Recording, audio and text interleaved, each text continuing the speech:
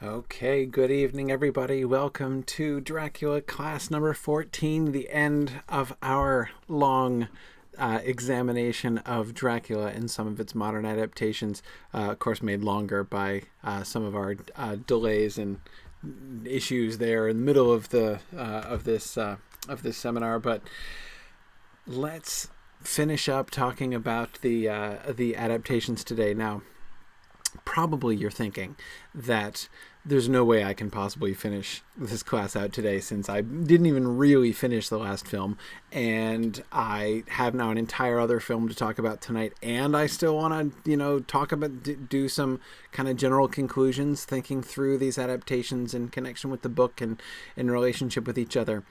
But we're totally going to do all that tonight, and that's exactly what's going to happen. And the way that that's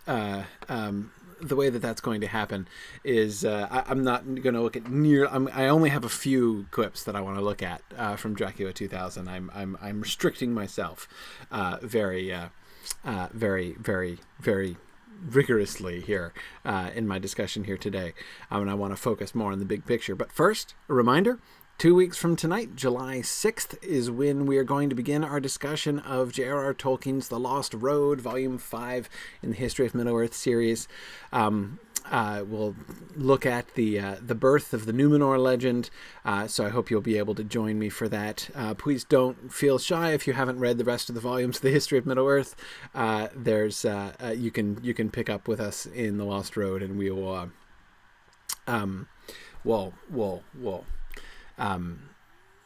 we'll work through it together. No worries. So I hope you can join me for that. Again, 2 weeks from tonight is when we're going to begin this. We'll be off next week, and then we'll start The Lost Road after that. Now, let's. I want to begin with going back to the end of the last film. Because we didn't get nearly enough time to talk about this. I said a few things about it as we were ending, and in fact I was already like way over time, so I didn't say too much. But I want to watch this last clip again, just the last clip, because I want to focus on where does this leave us at the end, right? Where are we brought to at the end of this film? And in particular, how do we see the two of the major things that we were looking at? That is both the way in which this film handles the spiritual element of Dracula, the Christian element of Dracula, which is definitely a prominent feature in this film as well as how it works the love thing out, right? And where do we end up at the end? And I find the ending of this kind of complex, so I want to see if we can kind of unpack it a little bit together and see where this film is really kind of putting us here at the end. So where we were beginning this, right? Oh, that's right. We have the phallic Bowie knife still sticking out of Dracula's chest, and his throat like partially severed by Jonathan, so that we have the near death wound, but we still have plenty of opportunity. So he's there, and Mina's. When my time comes, will you do the same to me? Right. Will you? Now, see, that in itself is an interesting question, right? When my time comes, will you do the same to me? And I can't really tell. Like, what answer is she looking for to this question? Of course, because it's a question that's very parallel, of course, to the question that she asks in the book. In fact, you'll remember she does this entire ceremony where she insists that all of the men, and especially Jonathan, swear an oath that they will treat her exactly that way, that they'll stab her in the heart and cut off her head if it gets that. And she has them read the service for the dead from the Book of Common Prayer, right, over her. So, I mean, honestly, when, Will you? I'm like, is this a trick question, Mina? I mean, yes. Wait, no. Hang on. Like, honestly, I don't know what she wants.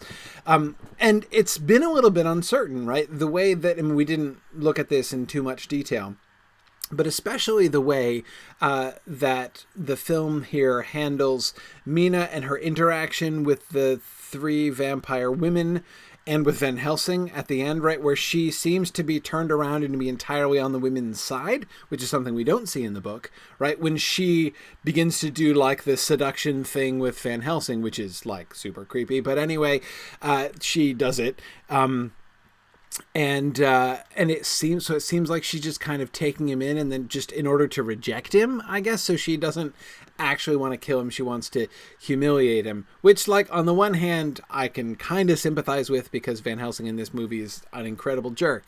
But still, it's like, where is she exactly? Where is her will situated? Interesting, even again, that we have Mina with a rifle, right? Which we get, Mina bearing arms, at the end of the book, but instead of covering the gypsies, as they're called in the movie, and Dracula, she's turning the gun on her husband. So that would seem to imply a reversal of her point of view, right? But then what? So where does that leave us then? Where is she then, like, pro-vampire? She did choose, right? She did choose to allow, obviously the dynamics of her being bitten by Dracula and her, vampire baptism of blood is almost completely reversed, right? Where she is the one who not only consents to this, but even requests it. And in fact, if there's any physical forcing going on, it's she who forces him, not the other way around in that scene, as we looked at it before. So, okay. So her will seems to be oriented in rather a different direction than it was. She is not the innocent, sweet and extremely innocent. Innocent in the sense, like, morally innocent, not necessarily innocent in the sense of, like, innocent as the opposite of experienced, right? She is, of course, at this point in the story, in the book, very much affected by her experiences, right? Very much not the naive little girl, and yet, her purity, her moral purity, is something that the book really insists upon.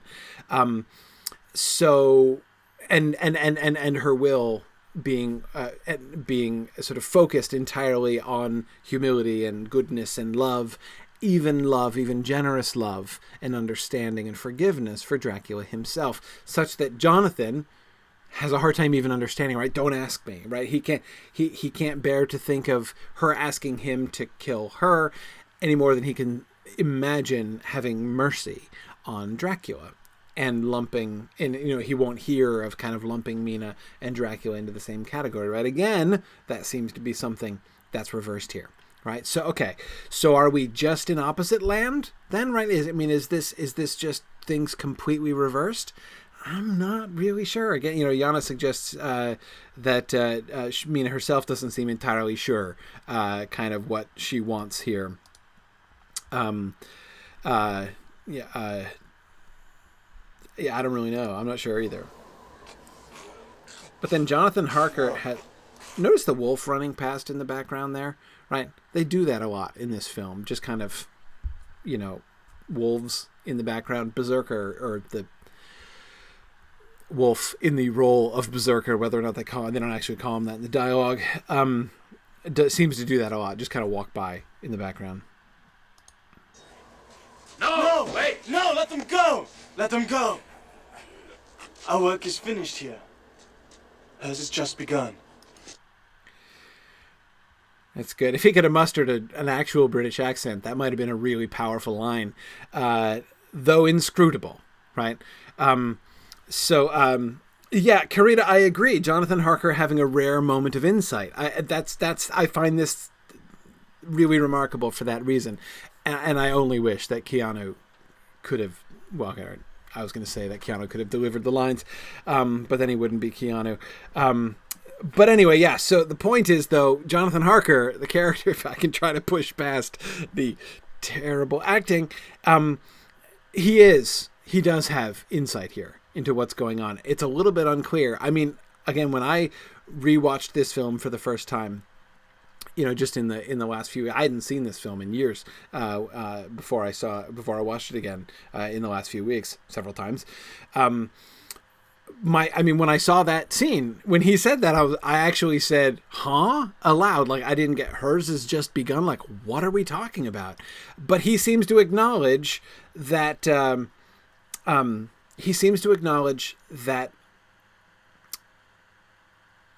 basically there's a final step that has to be made, and that it has to be made by her. That is that she, like that the real kind of, does this mean that the real battle is like for Mina's own heart, like her own choice, and he recognizes that she has to be left to make her own choice or something like that? Tony is suggesting that he's saying that, whatever happens to her is her own choice and not theirs. That seems to be kind of along the line there. James Liebeck says the reincarnation story seems to make Mina's motivation much less clear. I agree. James, one thing that I think it's kind of interesting that the film seems to steer clear of is any kind of simply like overriding, like we don't get any kind of multiple personality business kind of going on. It's with Mina, right? It's not like she's Mina Harker 1 minute and then like the spirit of Elisabetta or something kind of, she's not like going back and forth. She doesn't, have sort of radical shifts like that. Her own personality, her own character seems to be stable, essentially. She has the memories, right? The sort of the dreams and the memories, she can sort of access that stuff, but yet there's not really a question of like, is Mina Harker really driving the bus, right? It really is in that sense a drama about Mina herself. But I agree, James. It's not only that it makes her motivation less clear, it's also that it makes, I don't know exactly how to put it. I guess what I want to say is what she's supposed to do less clear.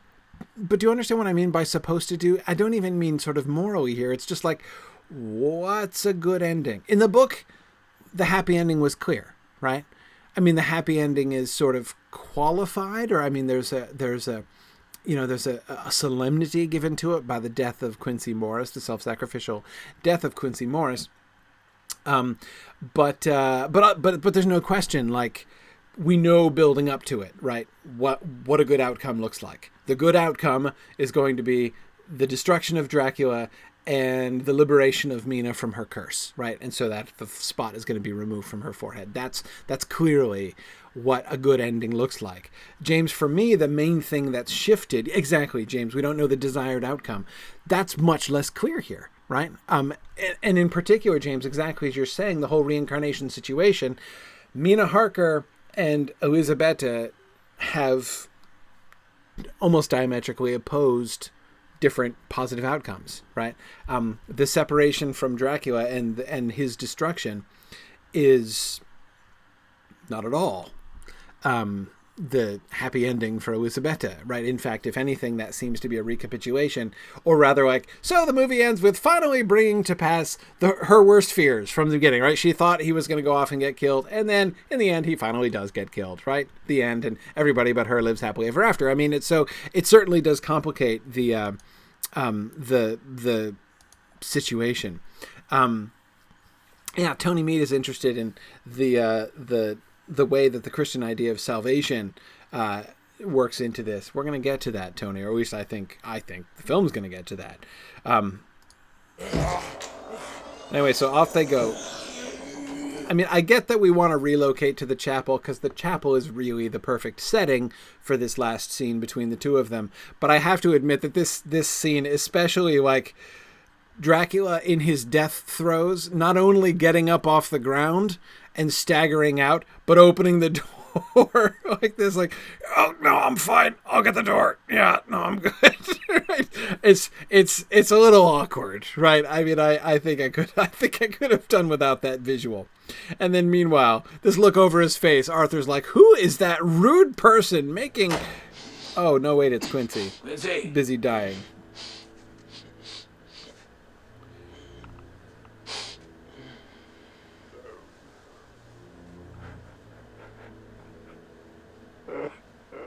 We've all become God's madmen.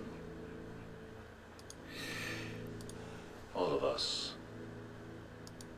That's, of course, a line from the book. I don't understand exactly the I've long, yeah, I don't get it fully. In part because I always have a hard time with that when a line is taken straight from the book but dislocated into a completely different context within the story. I always have a really hard. It always kind of takes me aback, and I've got to, because I think about that line still in its original context. And the original context of that line, of course, is Van Helsing talking to Dr. Seward, and, in the context of the whole, like, we have to be open-minded and be willing to accept things that we don't that we wouldn't normally accept, that we might consider insane. And he's making the parallel, just as you, Dr. Seward, have these madmen in your care, we are all God's madmen, in the sense that we are all in the care of God, right? What Van Helsing means by it here, especially in the context of his character and everything, Carita thinks that it's means something like this. This was all pointless. Something like that, maybe. I don't know, and especially that's Van Helsing's last line. I mean, he was all dancing around and laughing and saying wildly inappropriate things just when he discovered that it was Dracula who was behind this, and his been his life's goal, apparently, for some reason not really disclosed in the film, to destroy Dracula, and yet here he now, that's been practically achieved, though Dracula in his mortal death throes has politely just excused himself to go die elsewhere. But apart from that, I mean, he's basically almost with his own eyes seen the fulfillment of his life dream, and yet now he's totally sober and apparently totally over it. So I don't know. But anyway, let's move on to the meaty part. Okay.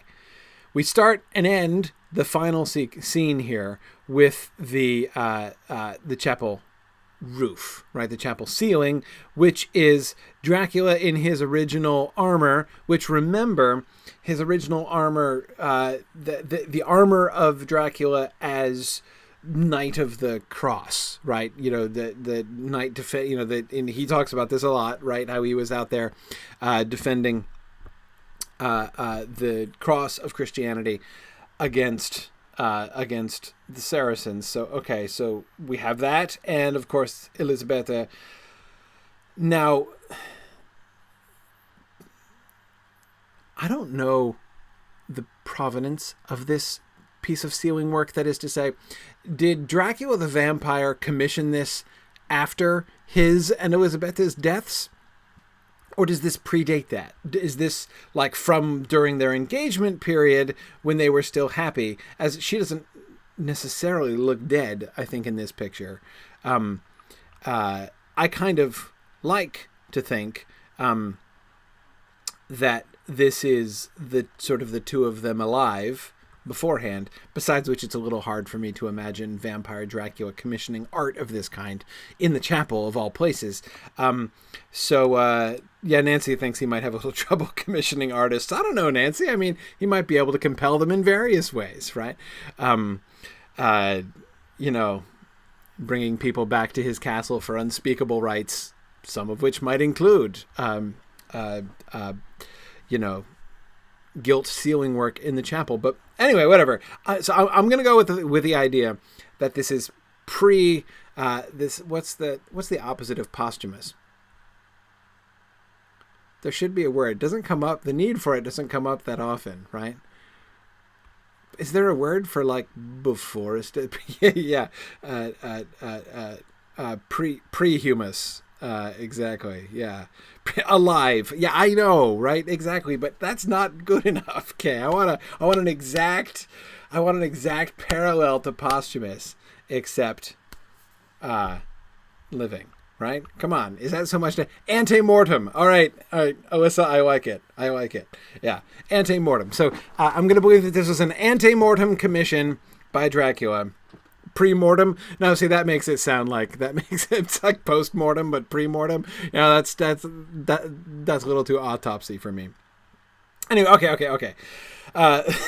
Point is, okay, so that the two of them are alive. Now, if we take that, then the cool thing here is that her positioning foreshadows her death, right? Because if you think even like where it is in the building, right, she looks exactly here like she did when she was laid out dead, right, after she was apparently fetched out of the river. And so, like, the ceiling there is like a direct reflection. So it's almost like an imprint, but it's cooler if it's a ante-mortem work, because it would foreshadow her death. Right there, she lies with him sort of standing over her. But so in the image, right, the two of them are like embracing, but it would be sort of him standing over her. And again, if you think about the parallel, as she in that opening scene when she died is going to be lying there in front of the altar dead, he's going to be standing there in front of the altar with his arms spread up like this, looking straight up and shouting blasphemies up at God, right? Which is kind of exactly the posture that he's in here. So the anticipation of what's going to happen is kind of cool, right? Okay, so that's why I'm going with the ante-mortem look here. And Carolyn, you're right. The imagery does suggest that it looks like they're kind of floating in the air. There is something angelic about this. It is rather, as somebody was pointing out, Arthur was pointing out, it is a little bit Sistine Chapel-esque, right? Definitely agree. Yeah. Karita asks, wouldn't Dracula have destroyed this in a fit of rage if that were the case? Nah, I'm going with no, because he like, you know, so he wrought a bit of destruction in here, but then he's not been in here since then. I'm going with that, right? So it's all good, still surviving. Anyway, okay. So now notice he's lying in the same place that Elisabetta was lying at the beginning, but notice his positioning is different, right? He is perpendicular to how she was, so it's clearly not a direct parallel in that way. We're not supposed to be seeing them directly I mean, there is the juxtaposition, but his orientation is different, and that seems to me really important, right? Because he's not like she, lying along the steps. Instead, he's oriented in the same direction as the cross, right? So just as the cross is in the axis of his body matches the axis of the cross, which, and Rika was just pointing that out exactly. I think that's good. Oh, Tom Hillman had made one last good point. Sorry, Tom, we'll get back to this in a second here. He says, Tom says it looks to him rather like they're falling rather than floating. So a pre-mortem, prelapsarian preview or something, Tom. Yeah. It is interesting, right? It does reflect. I mean, this could almost be a mirror, right? Reflecting that final scene, right? With her lying dead and him screaming. But you're right. Since it is inverted on the ceiling, it is also like he's falling head first, right? And she's sort of floating down. So yeah, I can see that. Oh yeah, Philip points out that it's a prescient painting. So see, Tom, you should have worked prescient into that as well, and you could have gotten like a fifth. Anyway, sorry. Okay, sorry. So we were here. Here we were with him and the cross. Where's my God? Is forsaken. Did he just say, "Where is my God" first? Where's my God? Yeah. Is forsaken. Dude, I completely missed that. Every other time I watched this scene, I watched this scene 10 times. I missed that every single. My God, where is my God? He has forsaken me.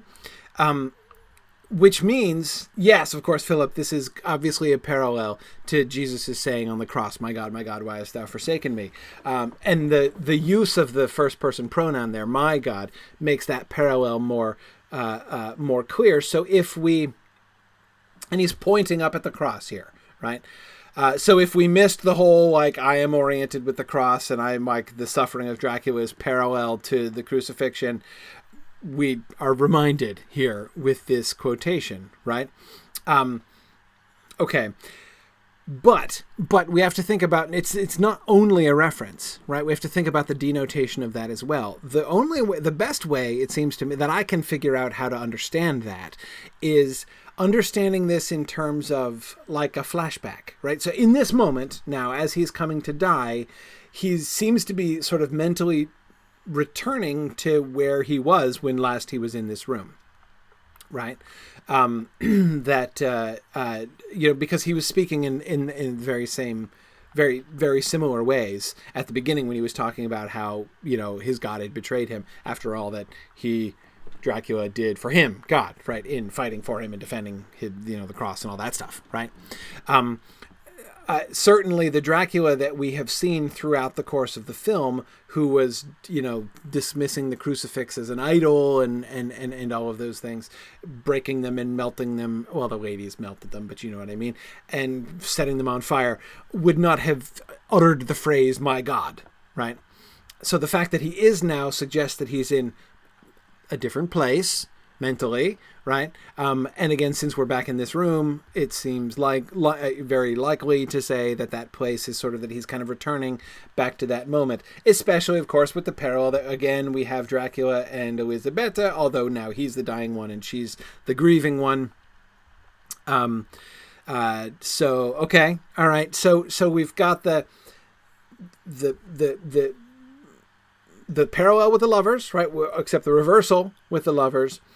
And we're getting, what are we getting? Are we getting repentance? That's way too early to suggest something like that yet, right? I mean, just that one phrase. In fact, he's still accusing him of abandoning him, but it seems conceivable, right? Tony Mead is wondering if this is like the ultimate deathbed conversion, right? Yeah, it's like the undeathbed conversion, right?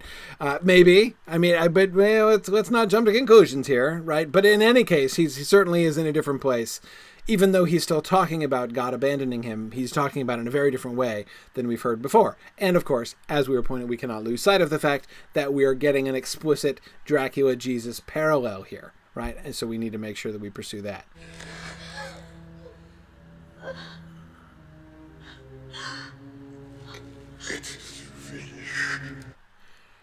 And as did I mention the parallel between him and Jesus, right? Okay, so she seems to be attempting, her reaction to that, seems to be that she wants to take the knife out. She seems to be trying to pull the knife out, right? Which apparently she's having a hard time doing. And he closes his hand over hers and says, still pointing, right? Still pointing up at the cross. He says, it is finished, right? Now, again, we have to, I mean, I can't anyway possibly overlook the parallel there, or the allusion there. Again, this is Jesus's last words on the cross. It is finished. And yeah, Karina, you're right. They are not being shy about this Dracula Jesus thing, right? I mean, I think we have nobody to blame but ourselves for not thinking about it at this point, right? So what do we do with that? Well, let's hang on. Let's not jump to any conclusions yet, because we have to see where because they could be going in a couple different ways with this, right? This could be, remember, of course, Dracula and Jesus were parallel in the book too, inverted though, right? We were getting the whole, unchrist thing, right? The whole anti-Jesus business with Dracula. But the parallels, nevertheless, were still really important, right? Are they doing that same kind of thing? I mean, are we supposed to be seeing sort of the parallel, but the contrast between them? Are we getting reversed? But it doesn't look like a reversal. Not of the same kind, anyway, that was in the book. This isn't like the un-Jesus doing the opposite of what Jesus did. This is him following in Jesus's footsteps, in a sense. Yeah. Tom Hillman says she offers to take this cup away from him by removing the knife, and he refuses. Yeah, exactly. And again, and when he says it is finished, as if his death, like Jesus's on the cross, was meant to accomplish something, right? So yeah, I'm not seeing contrast. I'm seeing clear parallel in that way. Karita wants me to come up with a punchy explanation about why he's dressed like a Christmas ornament. Okay, let me work on that. Well, he's dressed. Who was saying before that he was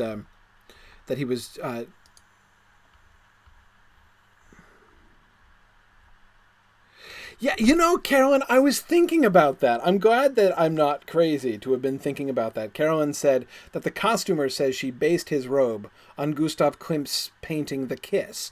And Carolyn, I see now it's too late for me to say that and get credit for it, but I was thinking of that painting when I saw this robe the first time. I would say the costumer definitely succeeded in suggesting that in suggesting that parallel. Carolyn says that she was thinking about the kiss that Mina gives to him. Okay. He also, somebody was suggesting that he kind of looks like the Pope. Maybe. That would explain the Christmas ornament thing, Karita. We could do something with that. But okay, let's keep thinking about the it is finished thing. So the Jesus Dracula thing going on here. And again, we can't lose sight of the love story, right? The love story is a huge element here. Again, just in case we could possibly lose sight of it. Those are these two things: the Mina Elisabetta Dracula romance story and the unfinished business between Jesus and Dracula story are coming into collision here. We can't avoid either one of them, and it's important that we not only leave neither one of them aside, but that we don't try to unnecessarily separate them. Arthur says his robe looks more like Mardi Gras, but of course Dracula would never go to New Orleans. Yeah, I hear you there, Arthur. Oh, my love.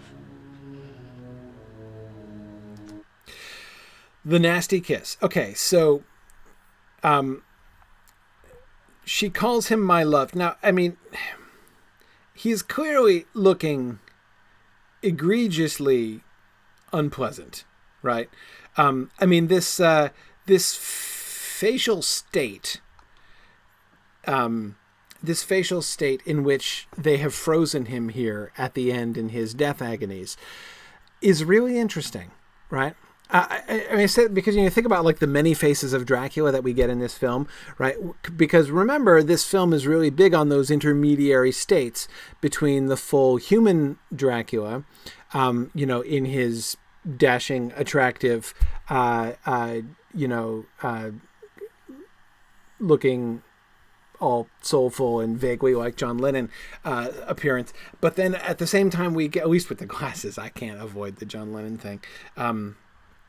But anyway, okay. So we get that appearance, and we get the wolves, and we get the bats. But he spends a lot of time in that Wolfman appearance, in that Batman appearance, halfway between the bestial and the human, and entirely monstrous, right? And it's obviously not merely a transitional state. Right? It's not a transitional state. It's not like he just happened to be caught in the middle of turning from a man into a bat and was left in this awkward half bat. But right, he's like that for a long time, for whole scenes at a time. He's like that. Just as with the wolf. In fact, he's in the Wolfman shape when he bites Lucy and other things with Lucy for the first time. Right? So. Though, of course, he shifts entirely into wolf form, which we almost never see him do again, in order to bite Lucy for the last time, right? When he's really kind of fully, really angry and unleashing sort of the full savagery of his hatred and anger and resentment, which is, remember, the scene that's in parallel with Mina and Jonathan's wedding so marvelously. Okay. Yeah, Yana, you're right. Man-Bat would be a much clearer and less ideologically crowded way to say that than Batman. I agree with you. Okay. But again, the point is this film is very interested in those intermediary states, and we've seen several of those. Right? This is different. It's not that we've never seen this before, but what is this exactly? Like, what's? I mean, is this lizard thing? I mean, like the nostrils looks vaguely like has a more prominent nose than Lord Voldemort, but not very much, right? I mean, it's like the nose of Lord Voldemort and the cheekbones of Gollum. I don't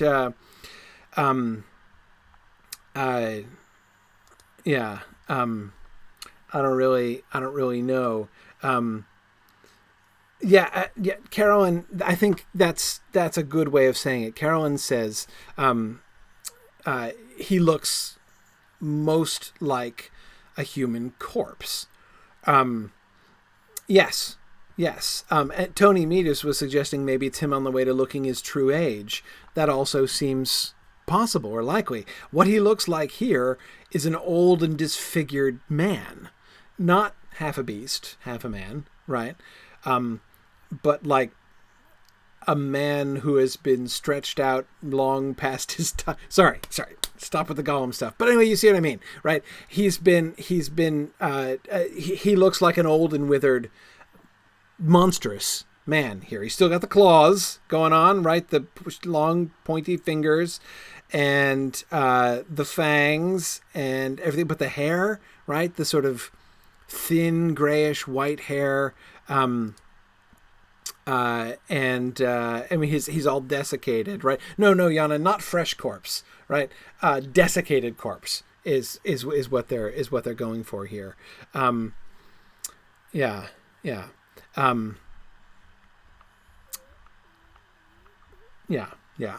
Okay, so that's interesting as well, right? So he's in a fully human aspect, not a bestial aspect, but it's an aspect of death, his own death, it would seem here, right?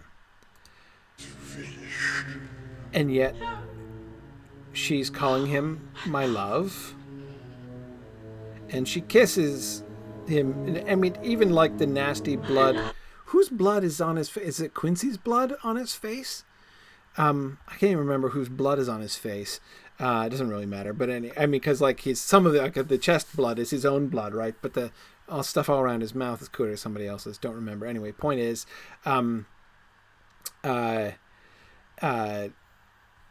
so she, nevertheless, all she sees is her love, right? And she kisses him. And that look right there, that lifting of the head and the looking at her, right, seems to me to register this kind of amazement, right? And I like his eyes, right? In the midst of his deformed, twisted, dried out human face, his eyes are still like the soulful brown eyes, right? That we talked about before. That is, those the eyes, those eyes that he would look at her with, before.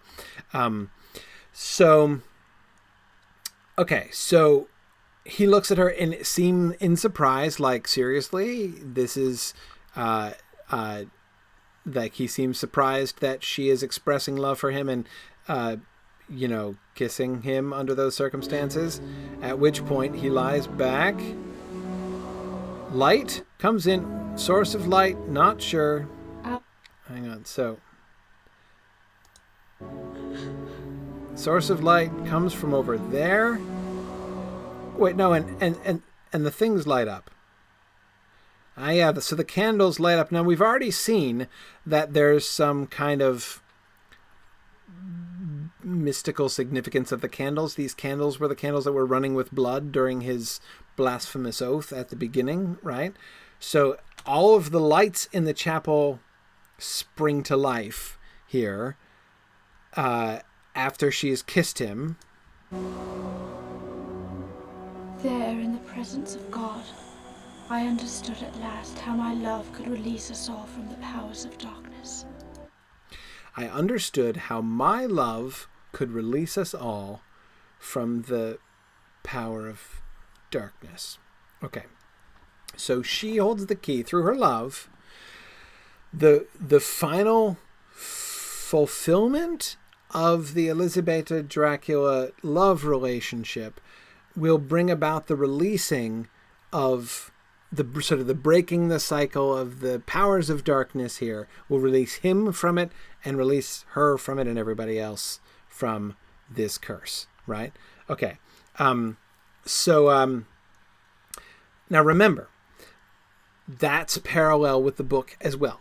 Totally different context, right? No romantic edge or anything, but you'll recall Mina's own charity, her own forgiveness towards Dracula was, as the men say, their own guiding star, right? It was her own love and patience and humility and forbearance that was sort of the moral guide to them. Again, remember, this is kind of the irony that, and it's one of the things that I find particularly lovely about the story, how Van Helsing and Dr. Seward totally screw up the Mina thing, right? You know, where they perceive that she is awesome and then they still push her aside and then they sort of reap the consequences of that. And we talked about that. And yet, the thing that Van Helsing says to her, in the moment when Van Helsing is screwing up, in the moment when he first says to Mina, you must no longer be of our counsels, right? When he tells her they're going to leave her behind when they go over to Carfax that night, in the moment he's blowing it, he says, you must be our star, right? That she's going to be the one who sort of is the guide and the moral compass of them. When he says it, he doesn't mean much by it. That is kind of like a thing that you say to make her feel like she's still involved, right? The idea of you will still inspire us, Mina, even though we're excluding you, right? So you can feel good about that. And yet, of course, she ends up being exactly that. It is, in fact, her own moral choices and her own moral example, which is the guide and the inspiration for all of them that keeps them going and keeps them sort of on the right path through there in the end of the book. So, okay. That seems to be what the film is kind of picking up on here. So Mina's love is good, but of course it's going to free them from the powers of darkness in a much more literal way, right? A much more direct way.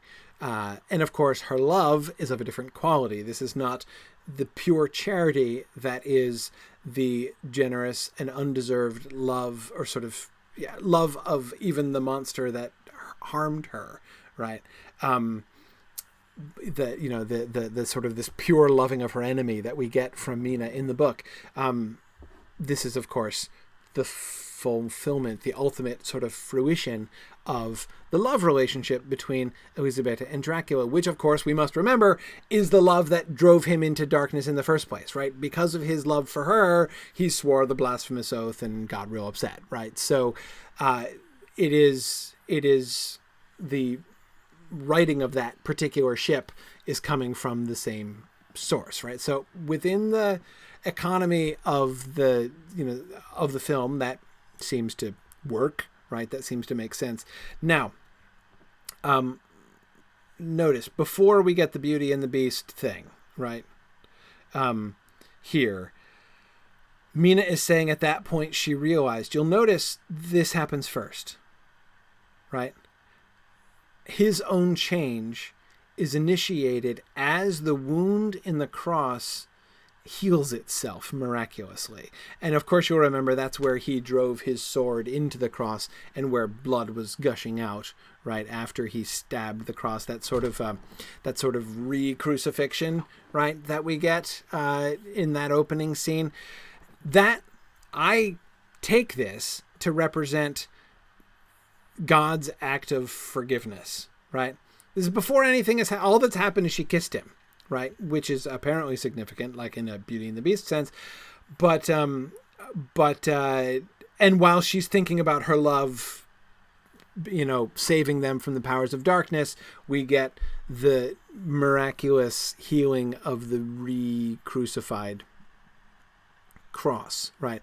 And again, I take this to represent I understood at last how forgiveness. my love could release us all from the powers of darkness. Remember, she began with like in the presence of God, right? So she's understanding it in that context. Again, bringing those two things together. Now, Beauty and the Beast.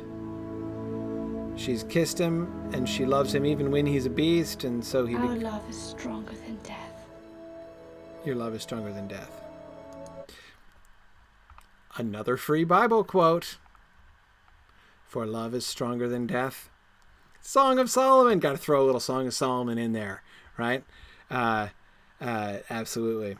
And see, the thing that I love, that's exactly like the kind of way that Bram Stoker would throw out a Bible quotation, right? Just, just kind of work it in there without any fanfare, right? And they did the same thing. And that's Bram Stoker doesn't make that one, of course, right? Because he's not into the whole Song of Solomon thing. He doesn't have the romantic love angle.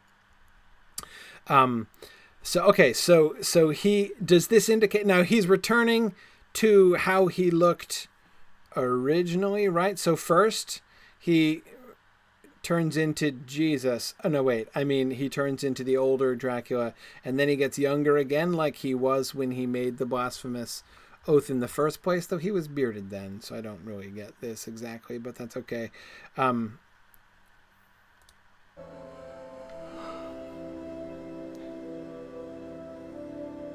Give me peace.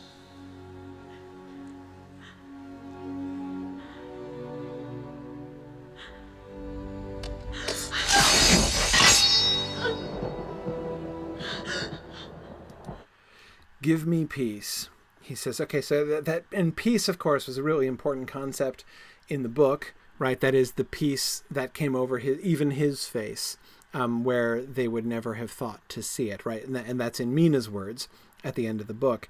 Here, she is the one who is directly giving him that peace by finishing him, and that death, again, which Mina in the book was so insistent that the death that they bring to him should not be done in vengeance or seeking to punish him, right? As Jonathan so rashly says that if he could send his soul to burning hell, Dracula's soul to burning hell, he would, right?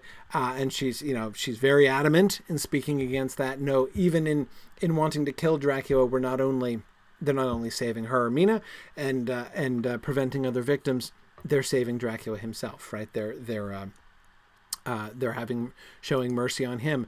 That mercy is certainly being exaggerated here in this scene, right? Emphasized even more.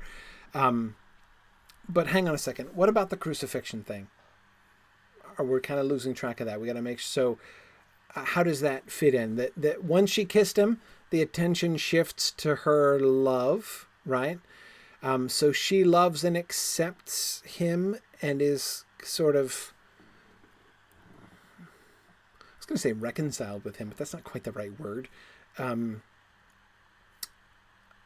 There's this, we get this return to their love, the forgiveness.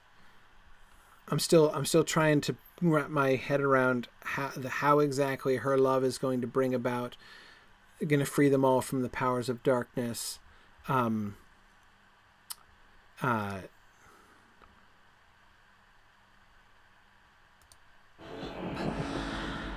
Okay, right? So she frees herself through her own action in finishing him, right? And bringing him peace.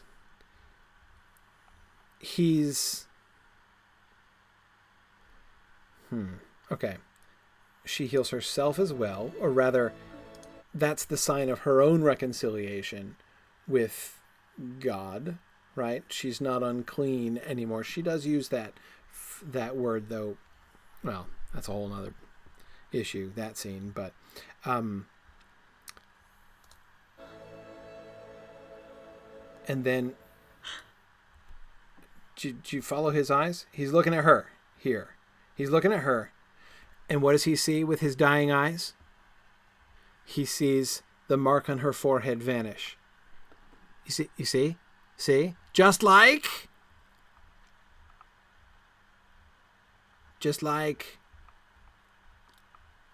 Just like Quincy, Veronica. Exactly.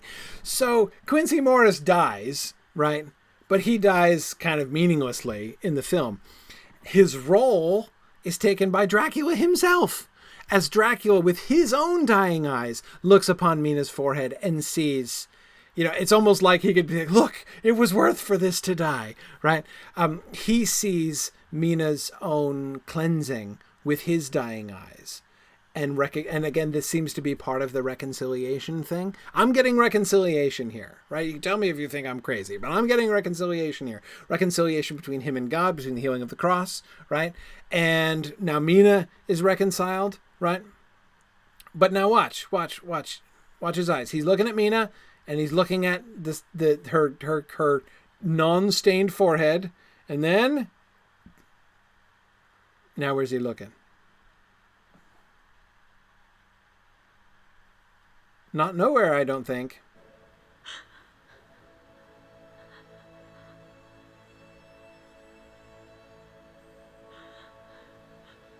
And his eyes are shining like Bela Lugosi's. Where's he looking? The dome! Yes, the dome, the ceiling is where he's looking. So he looks at her, and he looks up at the picture of himself and Elisabetta, right? And the glow, right, that golden glow seems to be the glow of the candles from the ceiling, though again it's very Bella right there. And then he's not dead yet. Then yes, Sarah, exactly, the cross. He's looking up at the cross above him here. And that's when he dies. He dies looking up at the cross.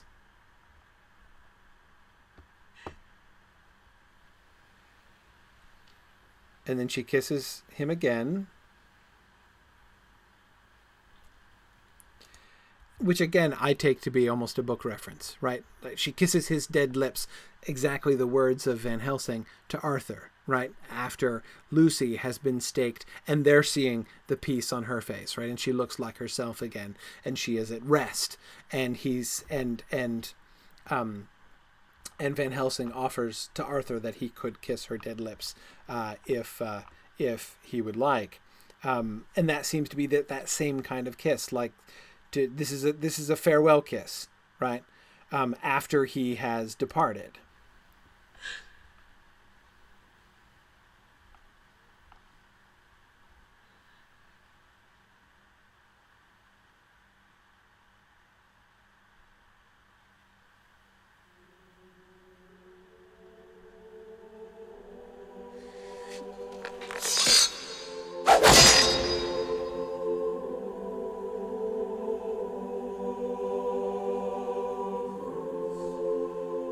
And now she looks up into the ceiling.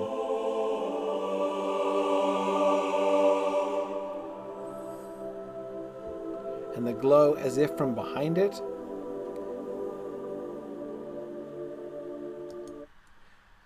I'm thinking, yeah, her eyes are open, right? She's totally alive in that picture.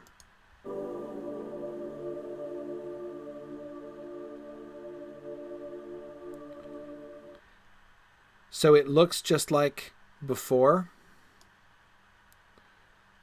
Her there. Except, of course, right there. Except this is dull and dim, right? You can barely make it out. Here, we've got the light. The light from the candles, right? The candles which have spontaneously and miraculously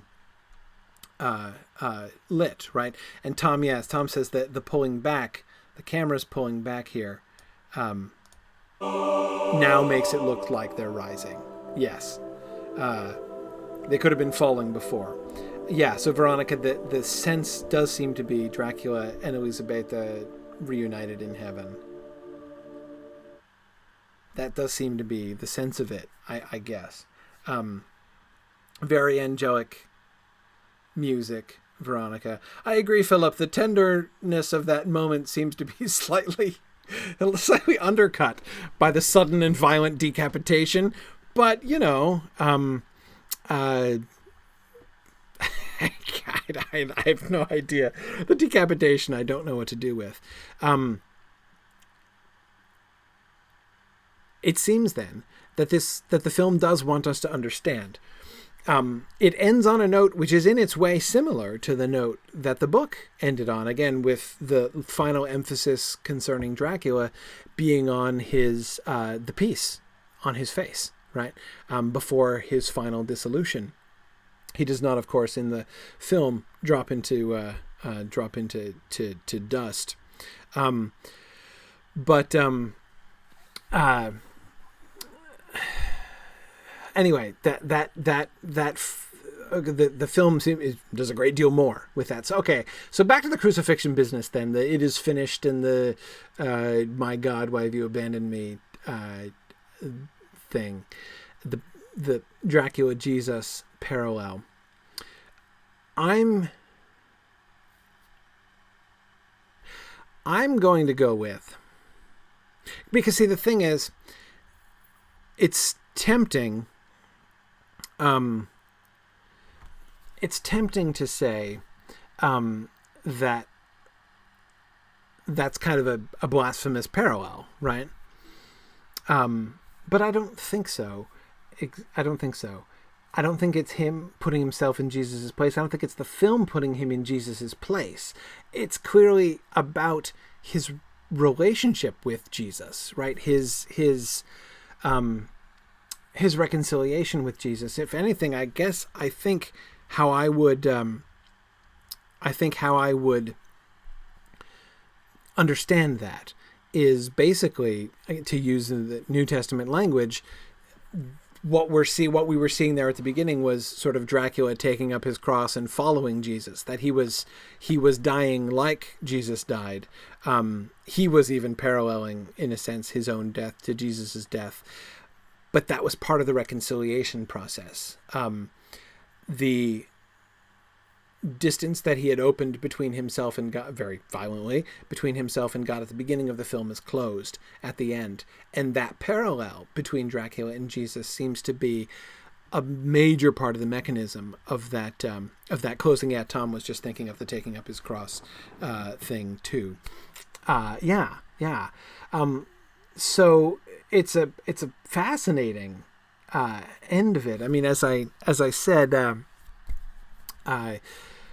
at the beginning of talking about that film, I had been complaining that the spiritual themes were not really properly being taken up or really thought through. Can't make that complaint about this film. They are certainly thinking through the spiritual stuff in a way, not exactly, of course, in the same way that the book was. But at the end of the day, I don't think utterly opposed to it either. I don't feel that the film ultimately pushes things in a totally different direction at the end here. Yeah, I know several of you are teasing me for the fact that we're halfway through the class and I'm still on the first film and I haven't gotten to the second film or the conclusions. You'll see. You will totally see. Anyway,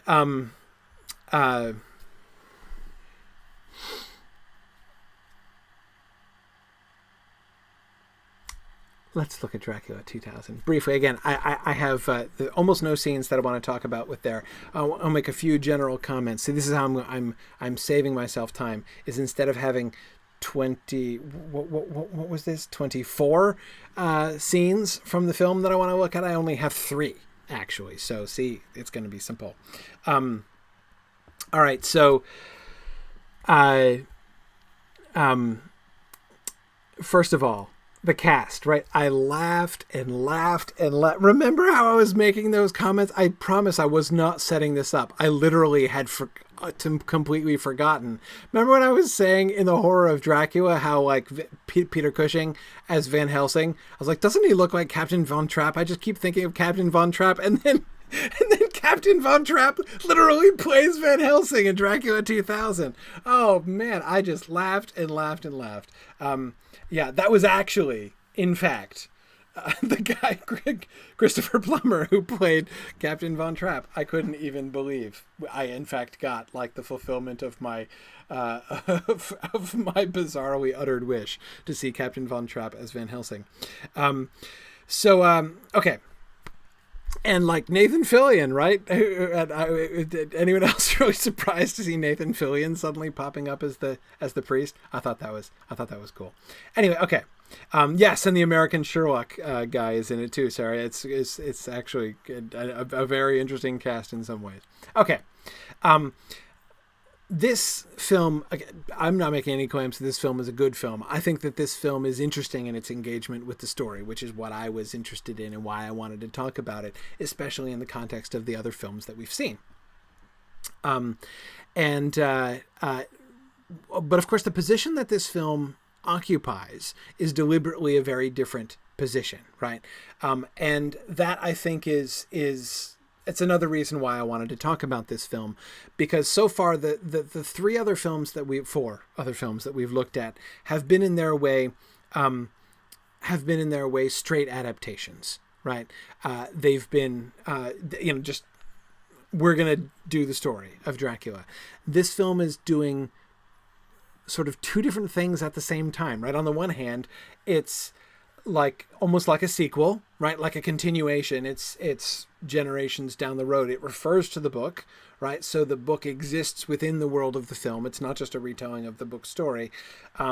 We're told at the beginning, that this is Van Helsing's grandson. Of course, it turns out not to be Van Helsing's grandson, but again, this is like the continuation of the story in previous generations, with some sort of assumption on our part that something vaguely like the actual events of Bram Stoker's book actually took place previously. So in one sense, it's a continuation, like a sequel, and yet it's also at the same time like a modernization. That is to say, like an adaptation of a story which transplants the story into a different time and setting, as of course you often see in adaptations, and often in very interesting adaptations. Whether it be something like, a Shakespeare film which is done in like a very different cultural context, or whether it be like a number of other interesting modern films which have taken the modernization approach to adaptation. One of the Sherlock being one example, Philip. Yeah, the BBC Sherlock is one good illustration of that. Or whether you go even further to something like Clueless, the wonderful adaptation of Emma, Jane Austen's Emma, that was done. Clueless is, I think, one of the best examples of this. I very much admire that movie and its relationship with Jane Austen's Emma. I'm sure you can think of other examples of this kind of thing. So it's doing that kind of thing on the one hand, right? Taking the Dracula story, reworking it, putting it into a completely different context in a different time period. But it's still, you can see it's still working out a very similar story, right? We still get even lots of the individual details, right? Like him coming across to the lands, not to England this time, it's to New Orleans, right? But him coming across to New Orleans aboard a ship where everybody is dead, right, and the captain tied to the chair. We've got we have Van Helsing instructing his younger skeptical pupil, and like the Lucy thing, right? There's the Mina figure, though she's not named Mina, which we'll talk about later, and Lucy, her friend Lucy, who is of course Dracula's earlier victim. There's even the Arthur liked Jerry Ryan's assimilation into the vampire army like she was in Star Trek. The woman who played the reporter woman who is assimilated becomes one of the three vampire women in New Orleans. She's from Star Trek. Anyway, so there's I even like the fact like why it was that he connected with Lucy Dracula, picks Lucy out, right? Because of that moment when Mary was having that vision of him, and Lucy, rushing over to Mary and not being able to see the vision, of course, that Mary was having, stepped into the physical space occupied by like the vision wraith of Dracula, and he somehow could sort of perceive that connection between himself and Lucy, that like because like she had been basically standing in the wrong spot, just like Lucy in the book standing on the grave. Anyway, I thought it was cool. It was cool. But so okay, all right. Now, what's this film interested in? Well, this film is interested in a lot of things. And again, let me tell you in advance. Several of you are complaining that this was a bad movie. Yeah, I totally agree it's a bad movie. I don't care if it's a bad movie. This is me, right? And this is the same thing with I like to think about these things. I find lots of interesting and thoughtful things going on here. There are lots of things that I find really bad about this film, but I don't care about those things. And to me, like, if there's like enough meaty things to think about, I am totally willing to overlook just the oceans of badness. So I'm not bothered. So what do we get of the vampire in this film, right? From the very opening scenes, the film insists on a very strong connection between the vampire and basic animal nature. We get this from the in those opening scenes, the ones which take place in 1897, establishing the parallel between the older story and the newer story. There's the emphasis on his transformation into wolf form, even, that sort of gradual change that we see happening from wolf to human, actually, with the footprints in the sand after he gets off the ship. Again, the actual Demeter in 1897. Even the emphasis with the rats on the ship crawling on the corpses and things, right? We got, again, that I think that same emphasis on like the sort of the bestial nature. Similarly, of course, we also get throughout this very dominant association between vampirism and sexuality, right? The impact that he has, the willpower of Dracula, his ability to hypnotize or mesmerize, or just sort of dominate the wills of others, as we saw in the Bela Lugosi version. That was dominantly emphasized in that version of the film, and as we've seen elsewhere, and of course also in the book. This is transmuted in this film simply to sex appeal. Again, it's connected to sexual desire explicitly, which again, in the context of like the sort of whole bestial nature thing, seemed to me to sort of work, to sort of fit.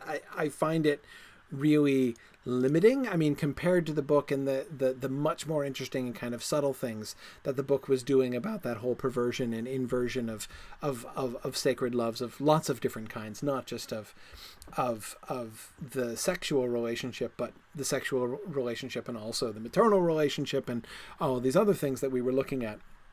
And of course, the Christian spiritual stuff. But of course, this film is not lacking in contemplation of the Christian thing as well. Now, so note, one thing that we see established in this film is that absolute sort of repugnance for Christian artifacts is characteristic of Dracula, but not of vampires. It's not a vampire thing, exactly, right? There's the stupid joke that and I forget his name in the film, the Omar Epps character, when he is a vampire and Simon holds the cross out in front of him and he jokes about, he says, "I'm sorry, I'm an atheist," right?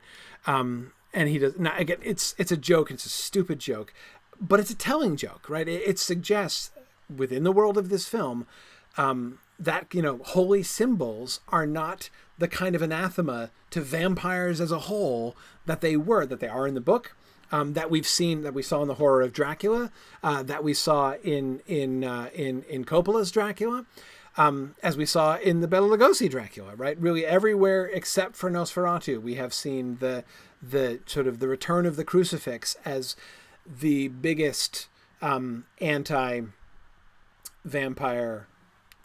tool or weapon, right? And it does not occupy that place in this film, right? It's not automatic. We're also told soon after this, Van Helsing reveals in his, sort of teaching speech, right, to Simon, his understudy, right, the sort of the parallel to Dr. Seward in that way. Tells him that Dracula shows not fear of holy items, and they don't seem to damage him. They just really tick him off, right? They drive him into a rage. He seems to hate God. He shows hatred of God. And then we get the Aramaic inscription. I love how Mary can remember. Somehow she just understands. She, it is born up into her mind. It's like her blood, presumably, that enables her to interpret Aramaic. I love that.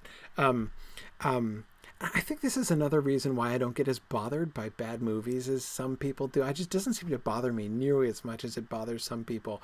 Mostly just because I always just find it hilarious. Anyway, I don't know. So it's just entertaining in a different way for me. But yeah, Nancy, I wish language worked like that too. But anyway, okay, but the point is, the Aramaic inscription, right, is talking about the way to eternity, right? So we're clearly, although... And to me, this is a really interesting turning point in the film. That Aramaic inscription is, to me, a really interesting turning point in the film. Because, again, before that, it seemed like they were going to... I mean, I remember when I saw this film in the theaters for the first time in the year 2000, which, by the way, so 1992, I saw both of the last two films in the theaters. When I saw Coppola's Dracula in the theater, I had only read Dracula once in high school. I wasn't really interested in it yet. By the year 2000, when Dracula 2000 came about, I had already had my moment when I rediscovered Dracula, and it became one of my favorite books. So I had read Bram Stoker's Dracula maybe 25 times in between 1992 and the year 2000 when I saw this film. So I was much more sensitive to these things when I saw this film than I was when I saw the Coppola film. And so I was disappointed, right? I was disappointed in the sex thing. That is it seemed like they were making it so simplistic, right? So really vampirism is just going to be about sex. It's just going to be about sexual desire. I mean, I was all ready to condemn, right? I was saddened by that move, which seems so simple and so obvious. And again, so kind of narrow-minded in its way. But then it shifts. And again, I maybe you could point to other moments, but that Aramaic inscription was the one that really got me to say, wait a second, okay. No, although the emphasis has been on this sort of base desire, primarily sexual desire, but certainly that kind of base desire. No, now there's something else. Now they're talking about not just power or sort of indulgence, but they're talking about eternity, right? And that's interesting, right? And then of course we finally get the big reveal. Right, so let's look at the big reveal.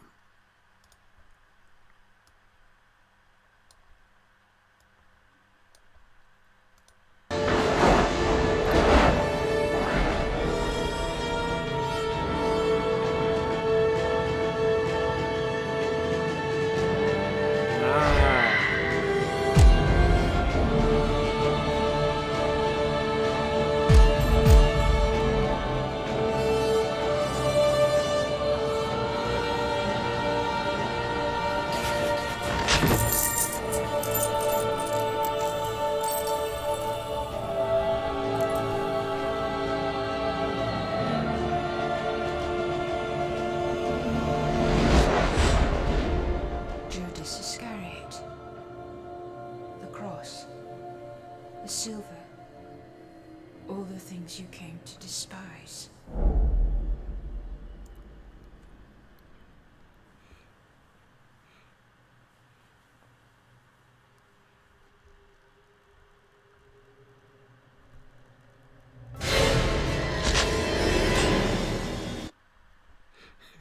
I love it. I loved it. Oh, I remember, and I saw this in the theater. I laughed and laughed and laughed. This is lovely. right? Absolutely lovely. Karita, I think the whole hatred of silver thing was rather clever as well. Okay, so yeah, see, Gerald, doesn't matter how many pieces of silver those big silver bullets are. And I was confused at the beginning of the film too. I'm like, why? Because remember, Van Helsing has that moment where he emphasizes, like with the crossbow, it's really heavy because it's designed to shoot metal instead of wood. And I'm like, well, why is it metal, right? Why? I didn't get the significance of that. Like, I don't remember anything about metal. And then it kept coming back around to silver. And at first, I thought this was mere confusion, right? Like, oh no, that's werewolves, actually. The silver thing is werewolves. That's not vampires, right?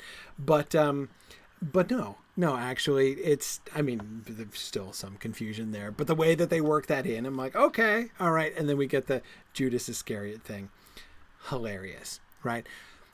But interesting. I mean, again, this whole film is so badly done and so hokey. But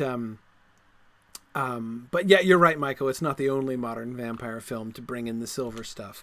You're right. Blade does the silver thing as well. Yeah, Sarah, that's a good theory. Sarah's wondering why silver is supposed to be effective on werewolves in the first place. That's traditional, of course. But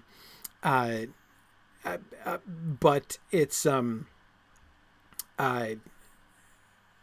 it is, as Mick was just saying and as Sarah was suggesting, it is the metal of the moon. Everyone knows this is an old idea, a medieval idea, that each of the planets has a metal that's associated with it, and silver is the metal that's associated with the moon. So I do think, Sarah and Mick both, that's the connection with werewolves originally. Anyway, okay.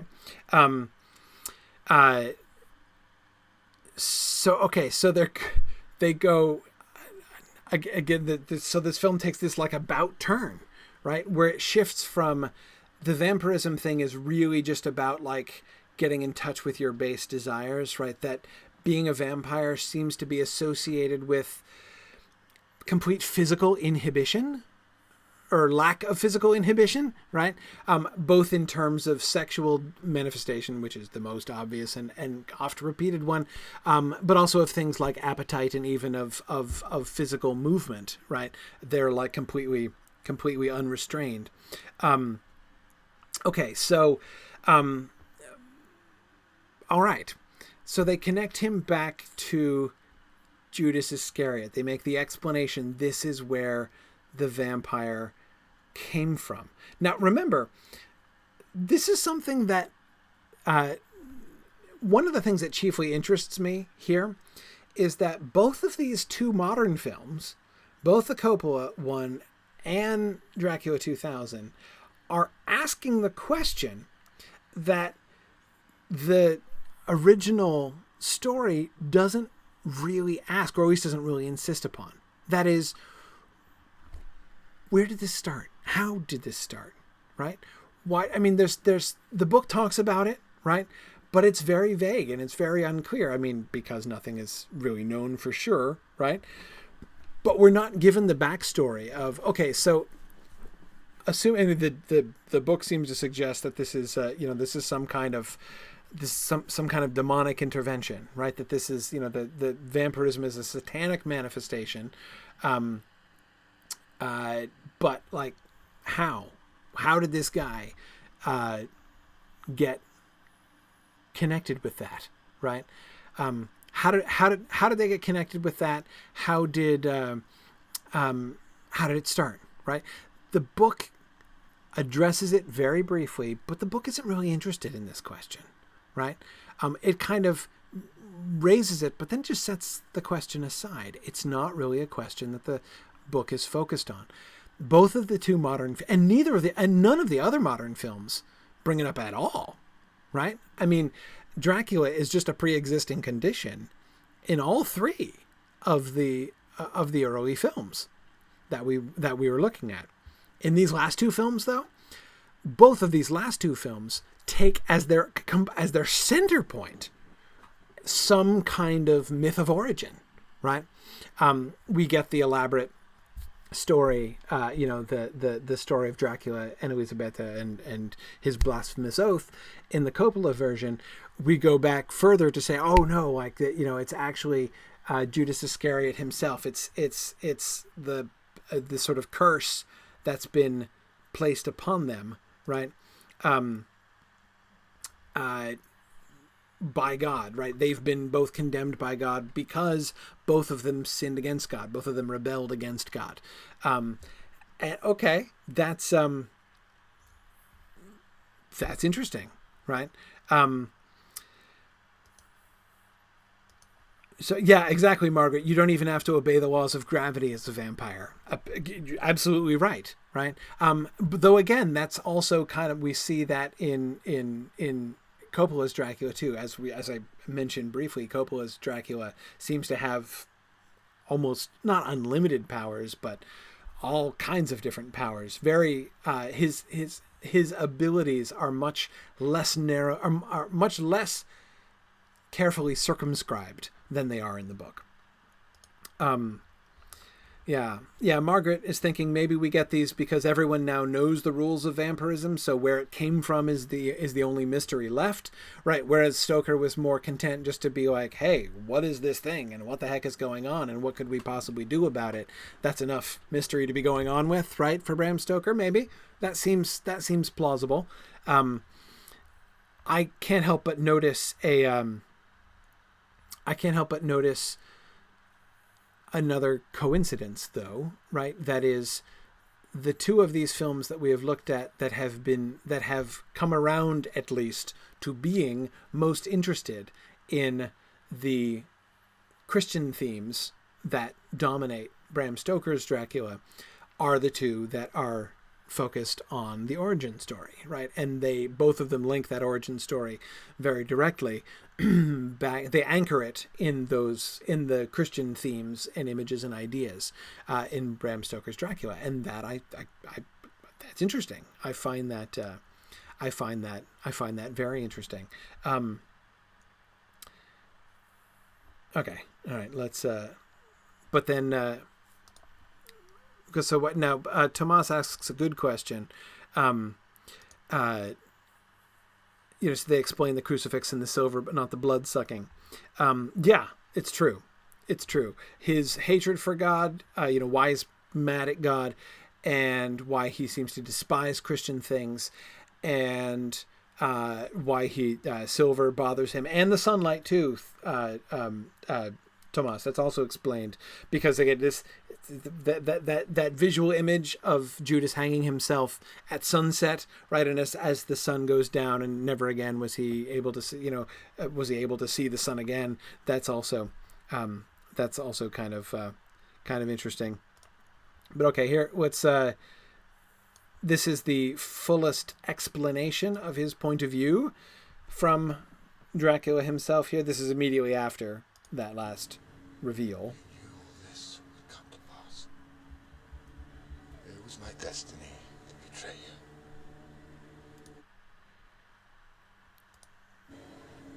You knew all this would come to pass.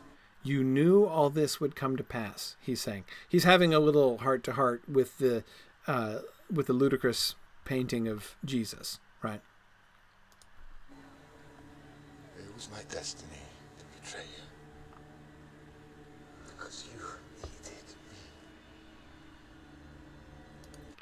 Very old argument, right? Judas is justified because his betrayal was necessary, and therefore he was performing a necessary function, right? Something addressed, of course, in the New Testament, but woe unto him by whom the offense cometh.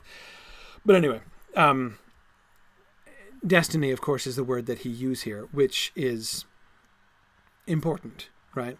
And yet remain evil, as Tom says. Exactly. And Tony, they do acknowledge the blood is the life thing. He uses that phrase. He doesn't say the blood is the life, but he talks about that in conjunction with Mary, right? That his life was conveyed through his blood to Van Helsing, and through Van Helsing to his daughter, right? The like metaphysics of this are super squishy, but that's okay. So Tony, he does establish that. He does establish that. Maybe my relationship with bad movies is also a consequence of my reading student essays for many, many years. I've read so many thousands of student essays, and I've spent so much of my life saying something along the lines of, your ideas are kind of confused and it's not really clear how you're expressing it, but I really think there's a good idea in there. Let me focus on that, right? Maybe that's what's trained me to approach movies that way. I don't really know. But anyway, okay. Now,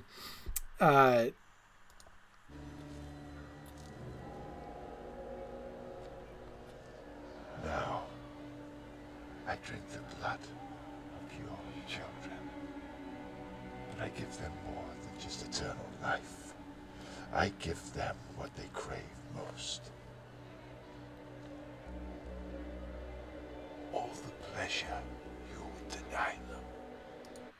So you see how at the end, they're trying to fold the things in together. Now, it's not working very well.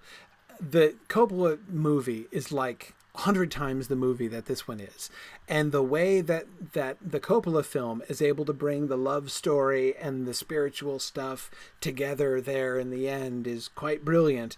This is not brilliantly done. But you can see, again, just as so through the first part of this film, the emphasis was on pleasure, that kind of base pleasure, right? The satisfaction of base desires. And that's what was associated with vampirism. That's how we're introduced to vampirism throughout the beginning of the film. Then we shift to this whole eternity thing, right? And, I give them eternity, I give them eternal life. That the thing in Aramaic is like the way to eternal life, right? So it's like holding out a promise of eternal life to Mary in offering her, vampirism and ultimately the fulfillment of her own personal destiny because of her connection with him. Okay. And here we see the film trying to bring those two things together at the end, right? So he offers them he drinks them. So he's acknowledging the whole reversal thing. They're doing the parallel that the book does to an extent, right? That is the whole vampirism as warped eternity given by the taking of blood instead of the giving of blood, right? So the fact that Dracula is here explicitly saying, and Tomas, this is my answer to your question, where do you get the blood drinking from in the whole, with the whole Judas Iscariot thing? As a parody, it's like a cursed parody of Christianity itself. So in this moment when Jesus is dying on the cross and Christianity is being born, here's Judas hanging himself from the tree. So we get the parallel of the cross with Jesus and the tree with Judas, and moving in different directions, but still kind of connected to each other, right? Through the blood, right? Through the whole drinking of blood as the vehicle, right? For eternity. So he delights in the fact, as we see, he delights in the fact that he is feeding upon God's children, right? And instead of bringing them salvation, he's corrupting them, but he's giving them eternity, and he's giving them more, like their eternity is like a more upgrade, right? Because it's that he gives them pleasure, right? He satisfies their desires, as we saw at the beginning of the film. So ultimately, it's not just that he's doing this out of spite, like I'm destroying all of these humans in order to just spit in the face of Jesus, like there's that apparently, but at the same time, kind of somewhat in conflict to that idea. Not just I'm going to destroy these things because you care about them and you died to save them all, so I'm going to destroy them just to get back at you. There seems to be that element, but then there's also what I offer them is actually better, right? And given a choice between my eternity and your eternity, they would choose my eternity, as indeed we see the vampires, the humans who become vampires in the film are no end pleased with it. In fact, right, that seems to be, he seems to have kind of an argument there, right? The thieves who were trying to find treasure, who expected to find treasure and in the end only found the casket of Dracula, do say that, express that sentiment, right? That they, you know, that what they actually found was way better than gold or whatever else they could have found. So he's one-upping Jesus at the same time as he's undermining Jesus. And I'm not sure that the confusion of those two ideas, that is the way that they seem to be working in opposite directions, like, which is it, Dracula? Are you destroying these creatures, that is the human beings, or are you giving them an enormous blessing? Which one is it, right?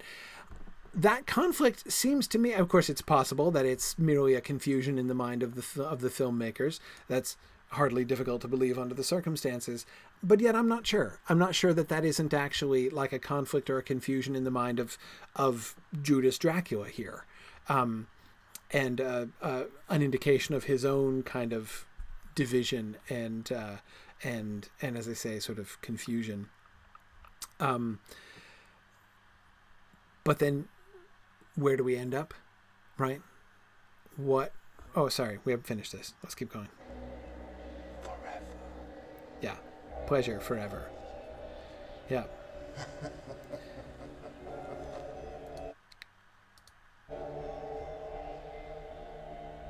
You make the world in your image. Now, I make it in mine. Right. Now, here it comes. Here comes the best cinematographic moment in this entire film, from my perspective. My own opinion on that. Here it is. Here's a good moment.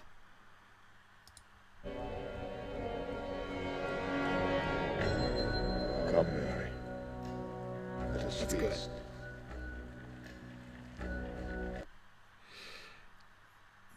I love the rotation of the camera, his gesture. You can just see the glowing cross in the background as he's turning his back on it, reaching out his hand and saying, and I love Butler's voice here. Come, Mary. Come, Mary. That's really good, right? The turning and that appeal to her as, again, now this whole sort of love story is being connected. And I will come back to the love-ish story thing that's also going on in a second. One more, though, because, of course, well, no, let's hang on to that. Okay. Let's turn instead to the love thing. So we have the Mina figure again. On the one hand, this seems to be playing off of the Coppola story, right? Now that Coppola has made this whole destined beyond the grave, I have crossed oceans of time to find you romance thing into the Dracula story, now it's a thing, right? And this film seems to be kind of doing something similar. We have this sort of destined relationship between the Mina figure, who is named Mary instead of Mina, and Dracula.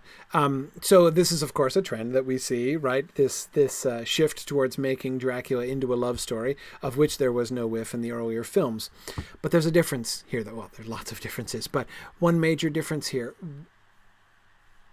Why is he searching for her? What's the point?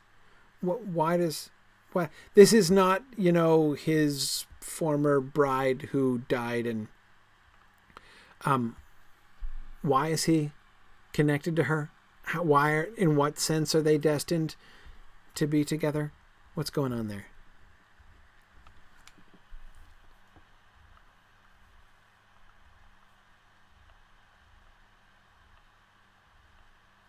Yeah.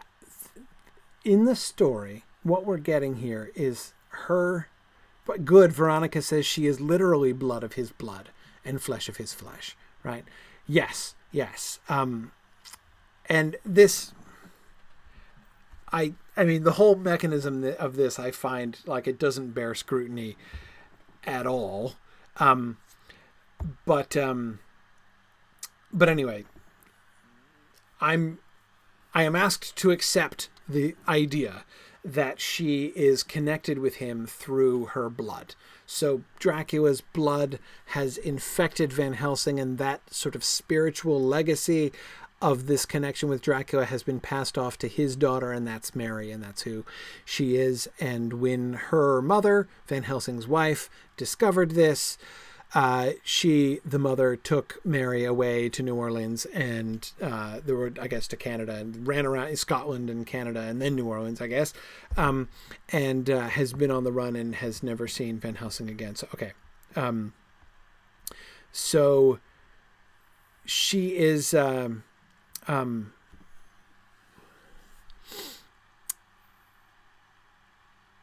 she's connected to him.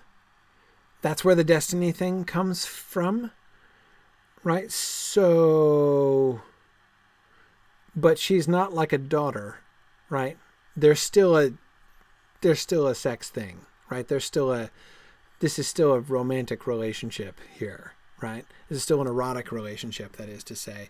But remember the phrase that Dracula uses, which is an interesting line, is he says he's been searching for a soul which is not bitten but born, right? That is what he seems to suggest he has been looking for, and is finding in Mary. The sense in which she is destined for him is that she is his destined partner, mate, right? Equal. She is his equal in some sense because she is, as you were saying, Veronica, blood of his blood, right? She is his equal in a way that that none of the other, brides that he sort of makes, the vampire women, are his equal. They are only his servants, I guess, or whatever. But it's different. We still get, when he bites her and then he opens his throat, kind of dangerous. You want to be careful with that. I guess if you're immortal, it's not such a big deal, but he opens his throat so that, and she drinks the blood from his throat. It's still explicitly, they still go through the explicit wedding rite thing, the blood of my blood and flesh of my flesh thing. So she joins herself to him, but again, then we get this come Mary scene. Now the change of the name to Mary, several of you have been asking about the biblical Marys. Yeah, I definitely think that this is supposed to be the reason her name is changed from Mina. There so many of the rest of the, not so many of, Lucy is the primary one, the book names and roles coming back, that if her being named Mina would not be a huge surprise. The shift from Mina to Mary, so we still have a bisyllabic M name, but that very significant, very conspicuous shift to the much, much more biblical name Mary does seem to be important with the and there, this moment, the come Mary moment, is the one where the significance of her name Mary really resonates. The moment that this makes the specifically the biblical moment that this Karita, the whole virgin t-shirt, I laughed out loud there too. Yeah, Mary wakes up and she's wearing a big shirt that says virgin on it. Got to see you didn't miss that really subtle moment there, Karita, right? It's pretty hilarious. But anyway, in this moment when he reaches out his hand and calls to her, really reminded me of Mary Magdalene at the resurrection when she sees Jesus and he calls her by name, but says, "Don't touch me," actually. So again, we have sort of a reversal of that, as this is pretty much the opposite of what, as she comes up and smooches him.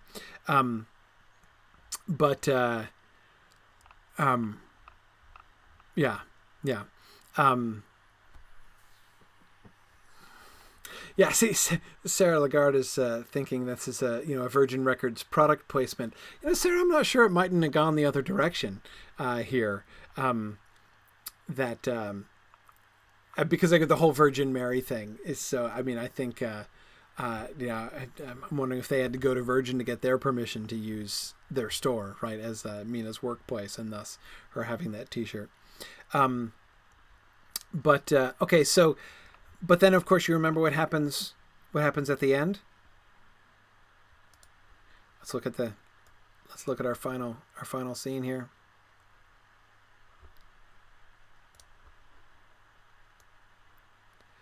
So she turns out only pretends to go along with him, but in truth, her will has remained resolute, and she's not gone over to him, and she defies him to the end. This is how you die.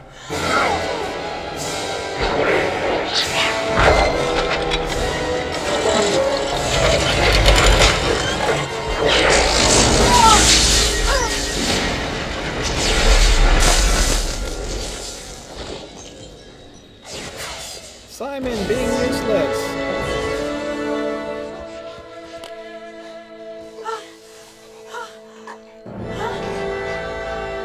So now notice, he's holding her, right? She's not clinging to him as one might think that she would be. That is, just in order to save herself the fall. He is holding on to her hand of his own will here, right? Which is important, I think, in this.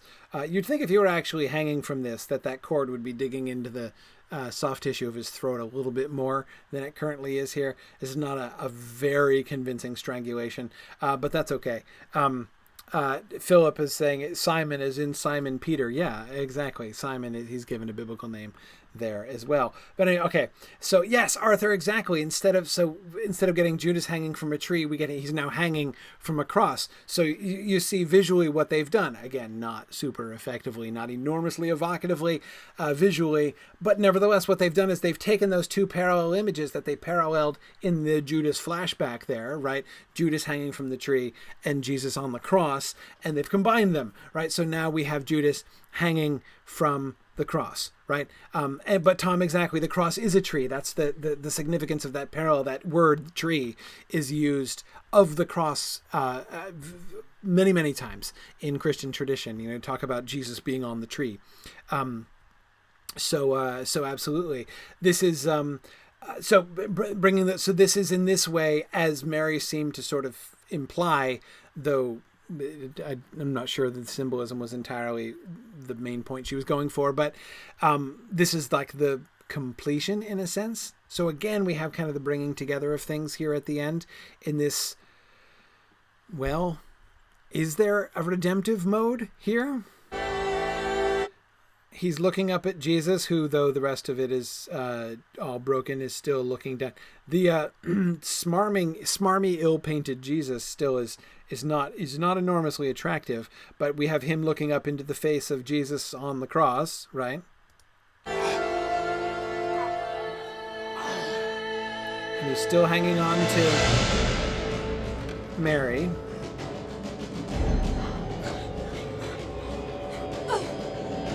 She's slipping, but he's not letting her go. I mean, he could just do that.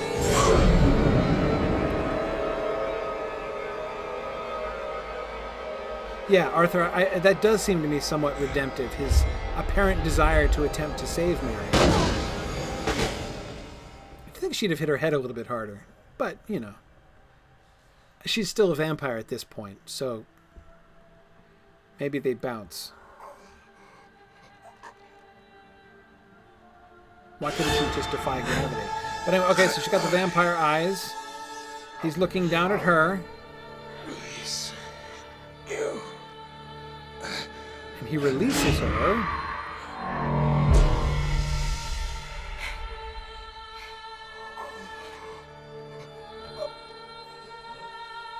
Looks back up at Jesus on the cross.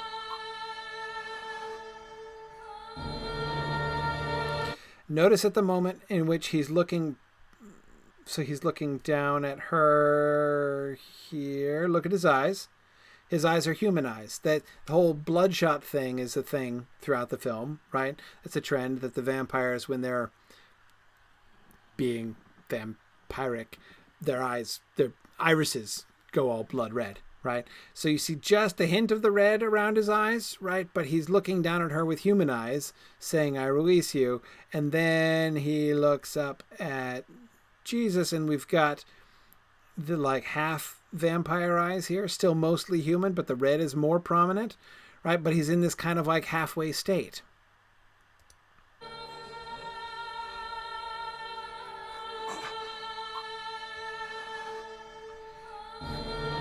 Yes, and Mick, yes, dawn arrives over the top of 3 separate church spires. Yes, absolutely.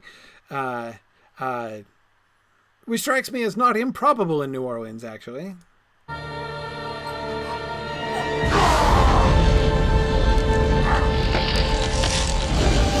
then he catches fire.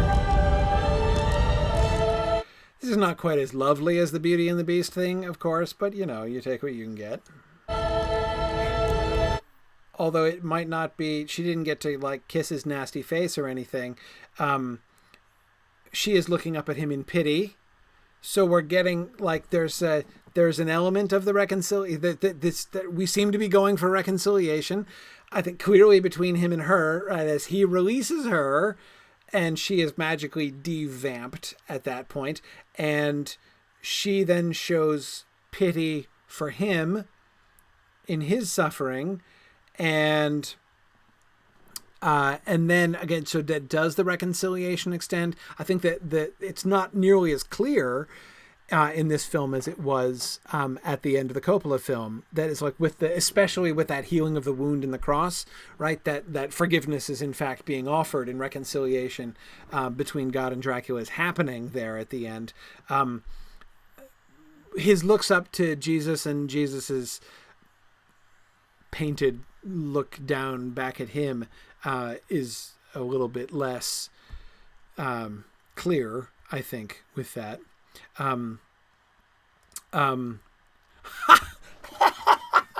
Oh, Philip, can you believe I didn't think of that? I can't believe I didn't think of that. Oh my goodness. So Philip points out, he burns. Right, so he's burning, and all that's left is ash. She mentions the ash. We're going to get to the ash. Hang on a second, Phil. We'll get to the ash.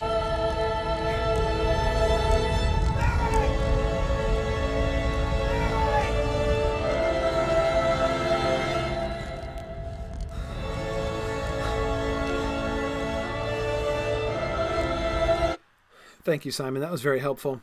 And I'm glad to see, Simon, that her spine was not in fact injured from that fall. So that's good. But Rachel, I agree. Rachel was saying that she kept waiting for Dracula actually to ask to be allowed to die, as Mary suggests, but we don't really get that unless it's supposed to be assumed. Yeah, Rachel, I was a little bit unclear on that too. I mean, it's not like before she chucks him off the edge, he's like committed to the idea and wishing that he could die. He still seems to be, you know, intent on winning at that point.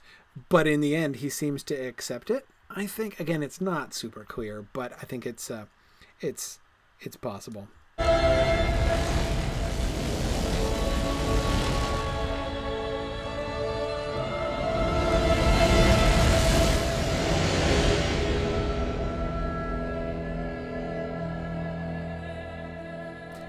It is finished, as it were.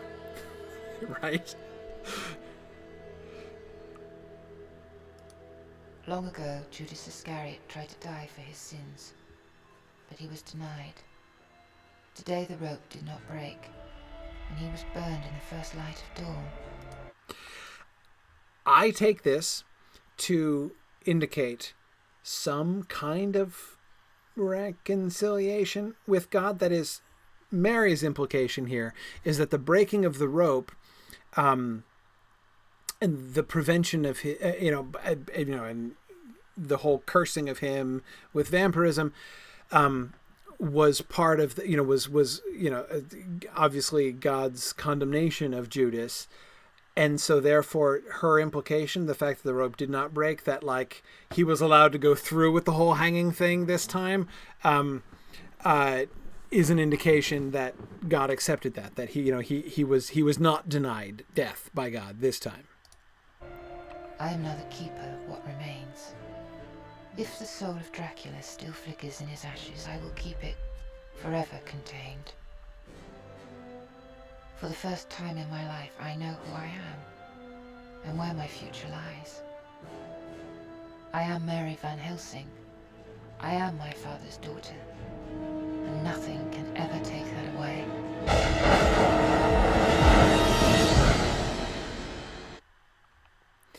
Mandatory sequel setup, Yana. Yeah, I agree. It kind of seemed like that too. They never did do a sequel to this, did they? Or if they did, I missed it. And I'm kind of glad. I don't want to know if there's a sequel to this. Anyway, back to the wonderful point that Philip was making. So he's burned to ash, right? What the dawn is coming? The dawn of what day? What day is dawning? As Dracula's burning to ash. Ash Wednesday, because it's Mardi Gras, right? It's Mardi Gras. You can tell there's like the Mardi Gras sign, that the right next to Mary's head, right in that scene to remind you that it was Mardi Gras, and it's Ash Wednesday now. I mean, that's awesome. I can't believe, Phil. I can't believe I never thought of that. That is fantastic. No, Yana, I absolutely refuse to believe that that's a coincidence. Again, it says Mardi Gras right next to her head as the night is passing and the day is dawning. It is absolutely not an accident. If it is, it's an absolutely brilliant one. I mean, that's pretty cool, right? So we're entering into this, sort of. Are we supposed to? It kind of breaks down, right? That is, it's a really cool thing, but then as soon as you start saying "so what," it's like, okay, I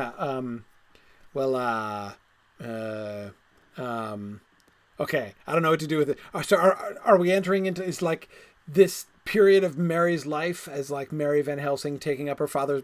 Is this like some kind of Lenten connection in some ways? In what way is it supposed to be like Lent? I don't really know. It doesn't really seem to work all that well, but that's hardly surprising in the context of this film. Okay. Anyway, all right. Several of you are informing me that there was a straight to DVD sequel. I still don't want to know. I don't. I have almost no interest in seeing the sequel to this film. But anyway, that's it. Yeah, Tom Hillman is wondering if it might just sort of signify that the party's over, right? Well, Tom, thinking about that transition, right? The emphasis on indulgence of bestial desires, right, associated with vampirism all the way through, and the obvious kind of overlap with Mardi Gras that we get throughout the film, right? I mean, that's why it seems to be clearly why New Orleans, right? Is that whole atmosphere, the whole sort of licentious atmosphere of Mardi Gras, and I use that word deliberately. Licentious, meaning license is given for reveling in the pleasures of the flesh, right? That's the point of Mardi Gras. That's kind of what's going on in Mardi Gras. And that's what vampirism was about, according to Dracula, right? That's what vampirism was about, that he gives a license to this kind of thing. You can, I give them the pleasure that you deny them, he says. But again, it seems to me to be like, okay, no, now the positive resolution of this film is Ash Wednesday, right? That's really what we've been striving for all along, is to arrive at Ash Wednesday. It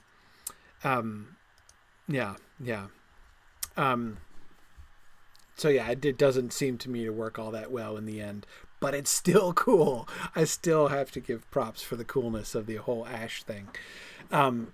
Anyway, okay. Conclusions? Thoughts? What kinds of things were you guys interested in as we were thinking over all of these 4 different films that we've seen? And thinking about the book and their different relationships with the book, what are some things that really jump out at you? What are some conclusions that you would draw, or some sort of trends that you've noticed? I'll mention just a couple things, and then you guys can kind of jump in with things as I give you a chance to type here. again, one, just to mention what I mentioned before, I find it interesting that as time went on, there was an increased, not a decreased emphasis on the Christian spiritual stuff. If you'd asked me, right, like, okay, so we've got these movies, 20s, 30s, 50s, 90s, and the year 2000.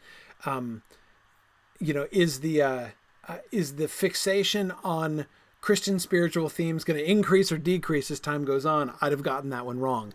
But of course, it's almost exactly inverted. Nosferatu, the earliest one, is the one which of all of these four adaptations shows absolutely no interest whatsoever in the spiritual side, the Christian side of the Dracula story, whereas these later ones are all about it, right? So that's just kind of interesting. Along with that is not only, as we talked about before, this increased interest in the origin story, and we kind of discussed that a little bit, but also an increased focus, hand in hand with, really a part of the emphasis on the Christian spiritual elements of the story, this focus on the redemption of Dracula himself.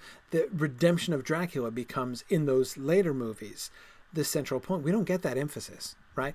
Think about, in Nosferatu, there's no question of the redemption of Dracula. He's just a malignant thing that needs to be destroyed, right? The Bela Lugosi version, there's no emphasis on any redemption of Dracula. He's just getting staked by Van Helsing off, we just hear his groans off screen, but there's no hint of even like the desirability of, redeeming him or bringing him peace in any way. And then in the horror of Dracula, again, he's just an enemy who's being fought with and ultimately overcome. The fact that we see him dying in torment, burning in the sunlight, sort of piece by piece, right? First his foot, and then his hands, and then his and then his head, again,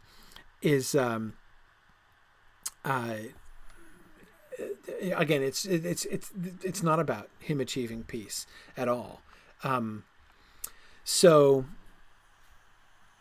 interesting to me that, that it's not, and again, I might have thought, just as, the last few decades have seen an increase in like dark fantasy, the sort of the heroicization of dark elements, and the desire to, sort of take stories out of a more simple good versus evil story, as like as so many people perceive Tolkien as being. That's a thing, right? That's a trend that we see. You can see in fantasy literature, for instance. These films, and I'm not saying there aren't any films that do it, but these films don't show that kind of interest in Dracula. That is, they don't show the interest in sort of making Dracula simply a hero for being evil, right? This is not like, neither one of these in the end, neither one of those two modern films gives a like sympathy with the devil kind of reading of Dracula. But both of them are interested in redeeming him, ultimately. It seems the Coppola version, much more so. Exactly the rise of the anti-hero Mick, but that's exactly what I might have expected. Again, I mean, if I had just kind of guessed, I might have guessed that we would see the rise of sort of Dracula as anti-hero. And again, I'm sure there are places where you can see that kind of thing, but we didn't get it here in these movies anyway, and that's kind of interesting.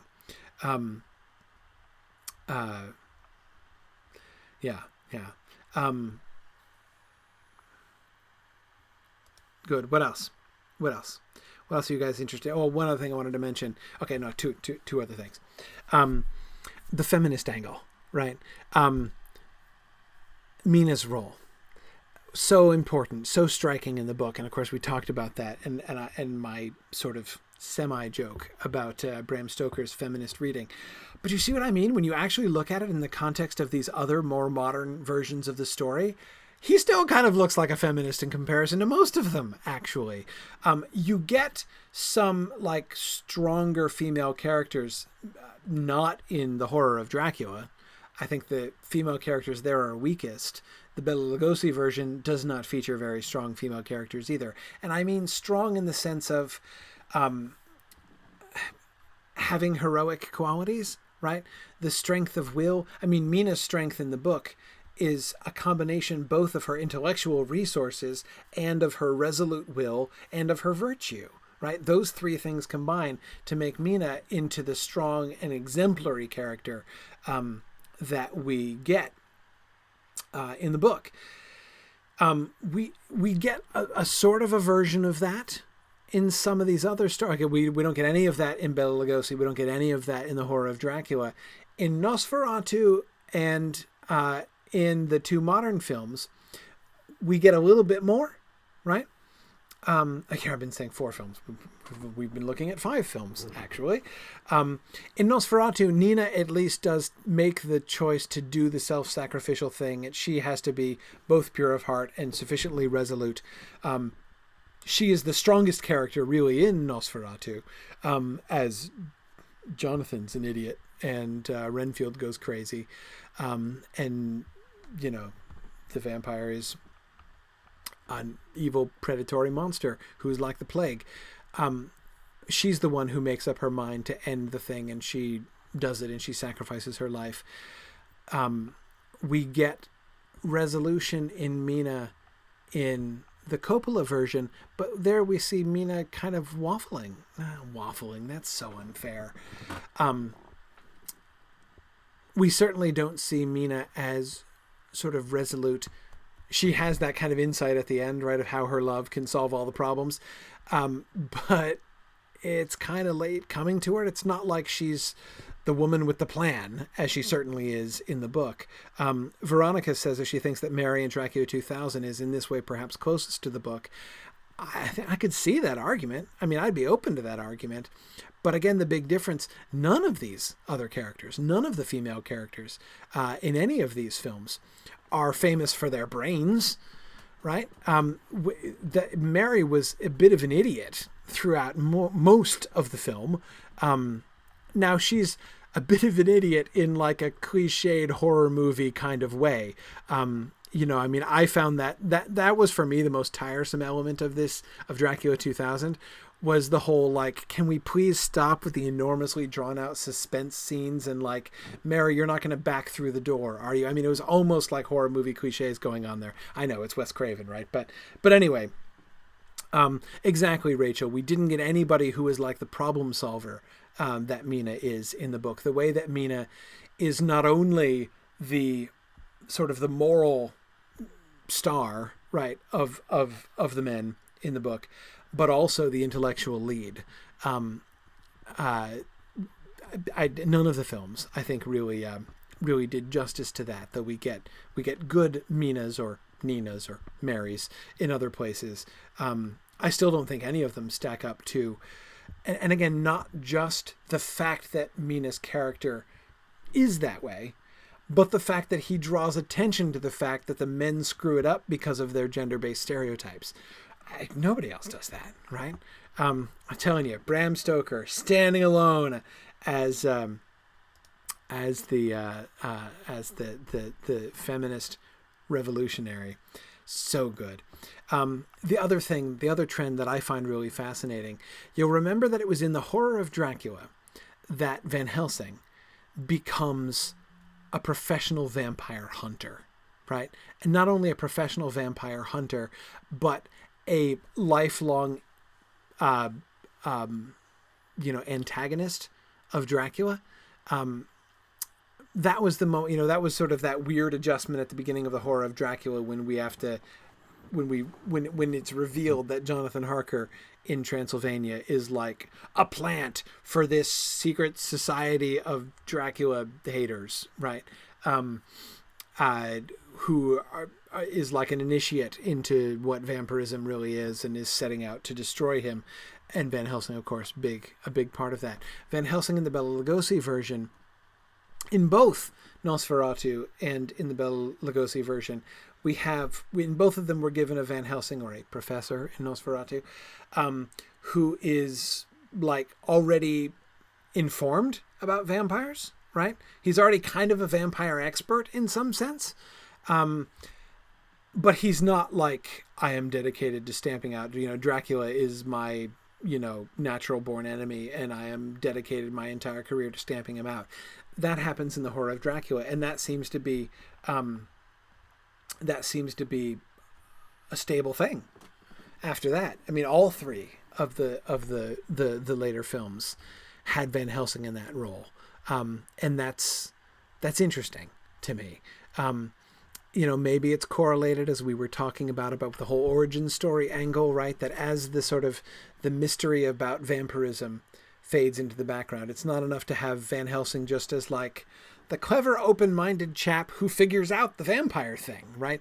Since that's not really a role that it's easy for a modern Van Helsing to play, since everybody knows about vampires, all somebody has to do is breathe the word vampires or say, hey, look, there are bite marks in her neck. And everybody in the audience is thinking vampires, so you're just going to make Van Helsing and everybody else look stupid if they are just like, God, golly, I just can't figure it out.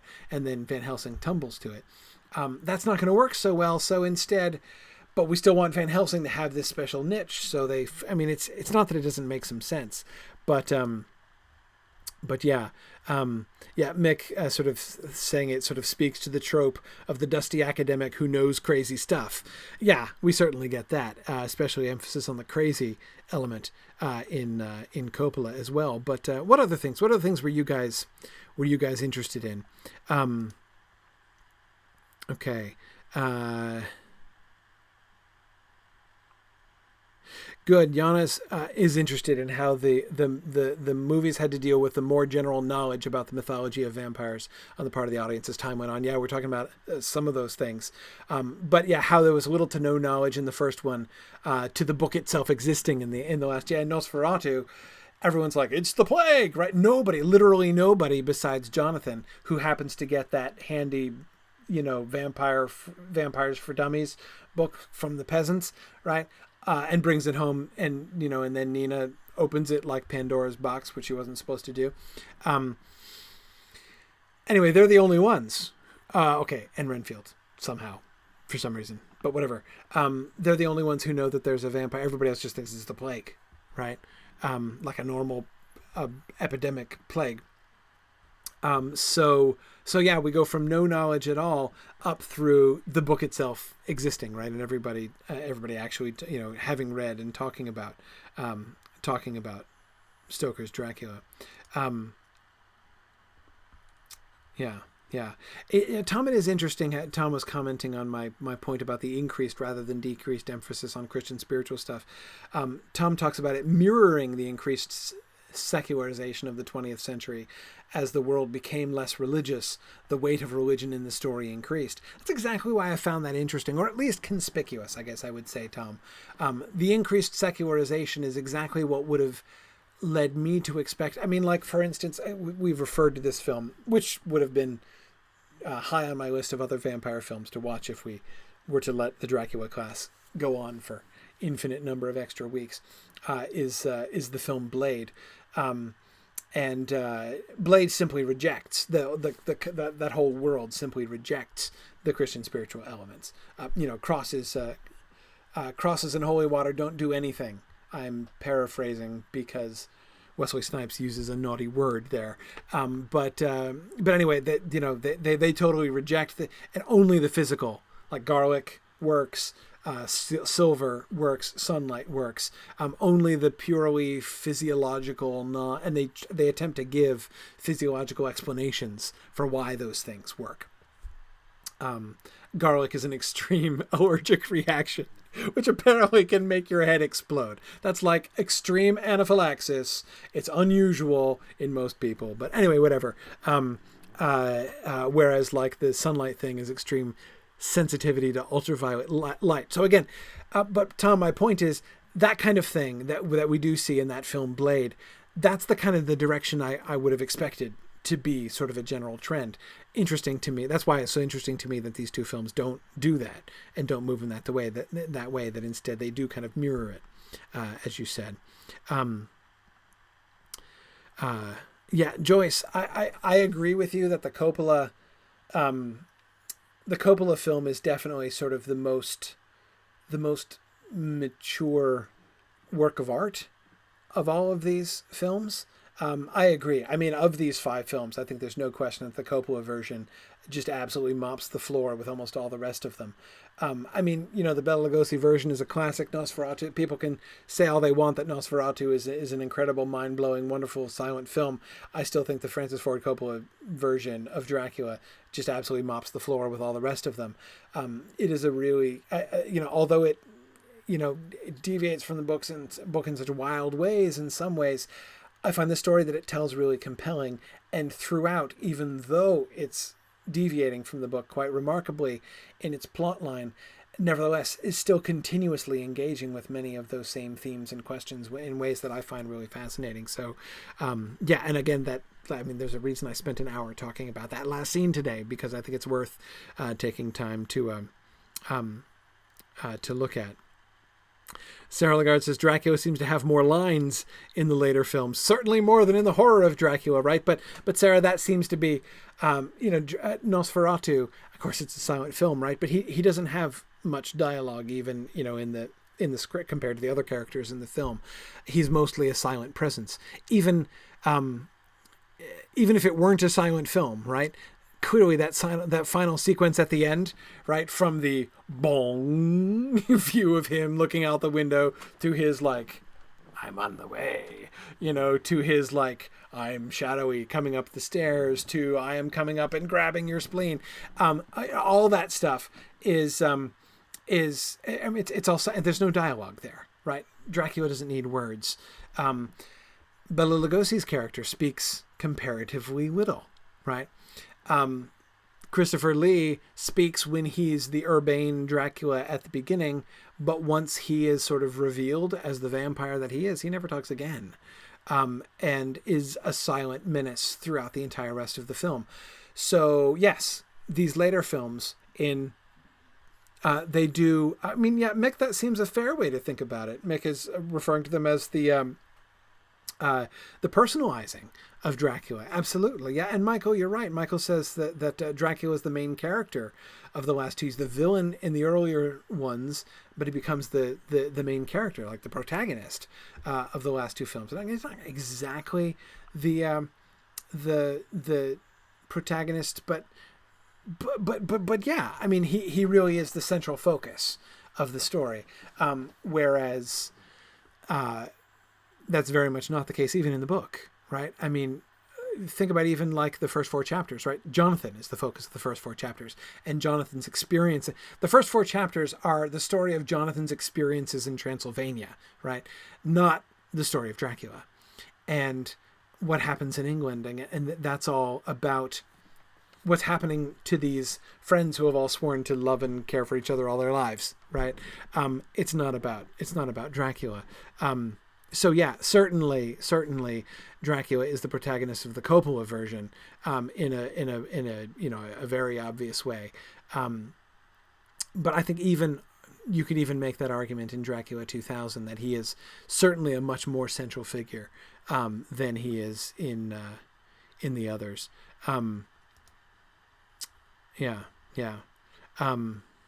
Yana is sort of lamenting that in the book we never get Dracula journals. We never get Dracula's papers. And that would be interesting. I agree. James makes a really interesting observation. James Stevens says he thought it was strange that there aren't more vampires in the book. If everyone Dracula bites turns into a vampire, there should be more. How often does he really need to feed? You're right, James. And what's more, there isn't really evidence that he feeds all that often. In fact, I can only think of one example of a victim of Dracula in the book that's really fully, genuinely unaccounted for. We get the sailors, right? But they all get chucked overboard. So whether they were turning into vampires or not, the ocean will destroy them. So, they're not. And the captain... The captain of the ship is the only corpse that arrives in England, and he wasn't bitten because he was protected by the crucifix, right? So he just died of exposure. So in the book, the only kind of loose end that's left is the woman in the cartwheel hat. When Mina and Jonathan are in the park and he has his little incident, right? Jonathan does, when he sees Dracula and says, "It's the man himself," right? And then he kind of freaks out and then takes a nap. Remember that scene? Mina describes, she's looking at Dracula and she describes him, but she doesn't know who he is or what's significant about it because she hasn't yet opened her husband's diary like she wasn't supposed to yet. But she sees him, Dracula, watching a beautiful young woman, and the beautiful young woman gets into a carriage and rides away, and Dracula strolls off after her, right? We don't know for a fact that he actually bit her, but if he did, she's totally unaccounted for. Everybody else is accounted for, that we know of. But James, it's still a really interesting question, right? Notice how those kinds of loose ends increase, right, throughout the course of the films. Nosferatu doesn't even seem to be an issue. Everybody dies. Nobody rises again. I mean, there's victims, whole string of coffins, right, coming down the road, but there doesn't seem to be, it's the idea that they're going to rise again as vampires is not even on the table, it seems, in Nosferatu. In the Bela Lugosi version, we still do have, I mean, exactly, Arthur, as you suggest, what happened to the undead Eliza Doolittle, the flower seller whom he bites when he first lands. We don't know. We don't know. There are more of those kinds of loose ends. In the horror of Dracula. Well, the horror of Dracula is just he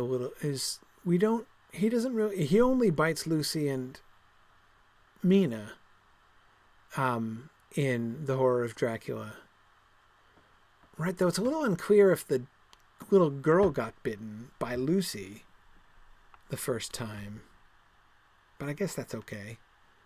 Right, I mean, since she's killed before the girl dies. Right, so that makes it okay. But again, that film is not, James, again, but back to your broader point, that film's not interested in the spread of vampirism either, right?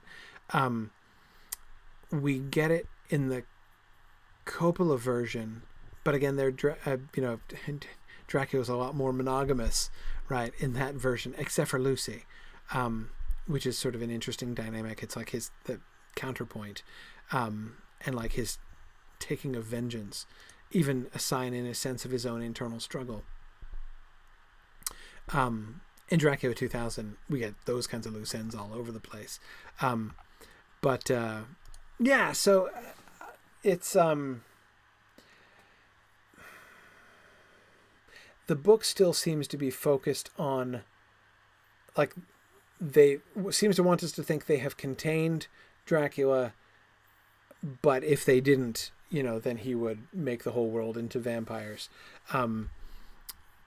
That seems to be a much more of an open possibility, which a lot of the films don't seem to be kind of coming back to.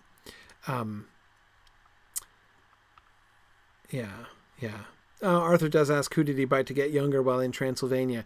Well, I think it's what happens in Transylvania stays in Transylvania, Arthur. We don't really... that is to say, they know how to handle that, right? He must have been out biting some peasant or other, right? But that's not a problem. That's not going to lead to an epidemic of vampires, right? For the very good reason that those peasants know what's what, right?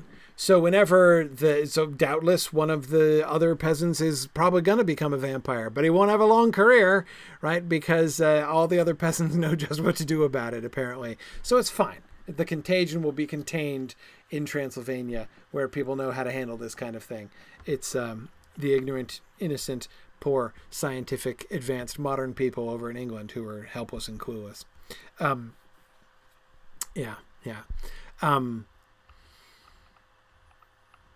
Okay. All right. Well, I should let you guys go. I'm drawing this last class out long now, and as I've drawn indeed this entire course out long. Thank you for your patience and persevering with me in this class. I hope that you guys have enjoyed talking about Dracula with me. I certainly have enjoyed the opportunity to discuss Dracula in some of these movies. Thank you very much for for all of your questions and participation and support. And I look forward to continuing with you as the Mythgard Academy continues rolling on in a fortnight from tonight as we begin the Lost Road. So be reading up on your Numenor, and I will see you guys in 2 weeks. Bye now.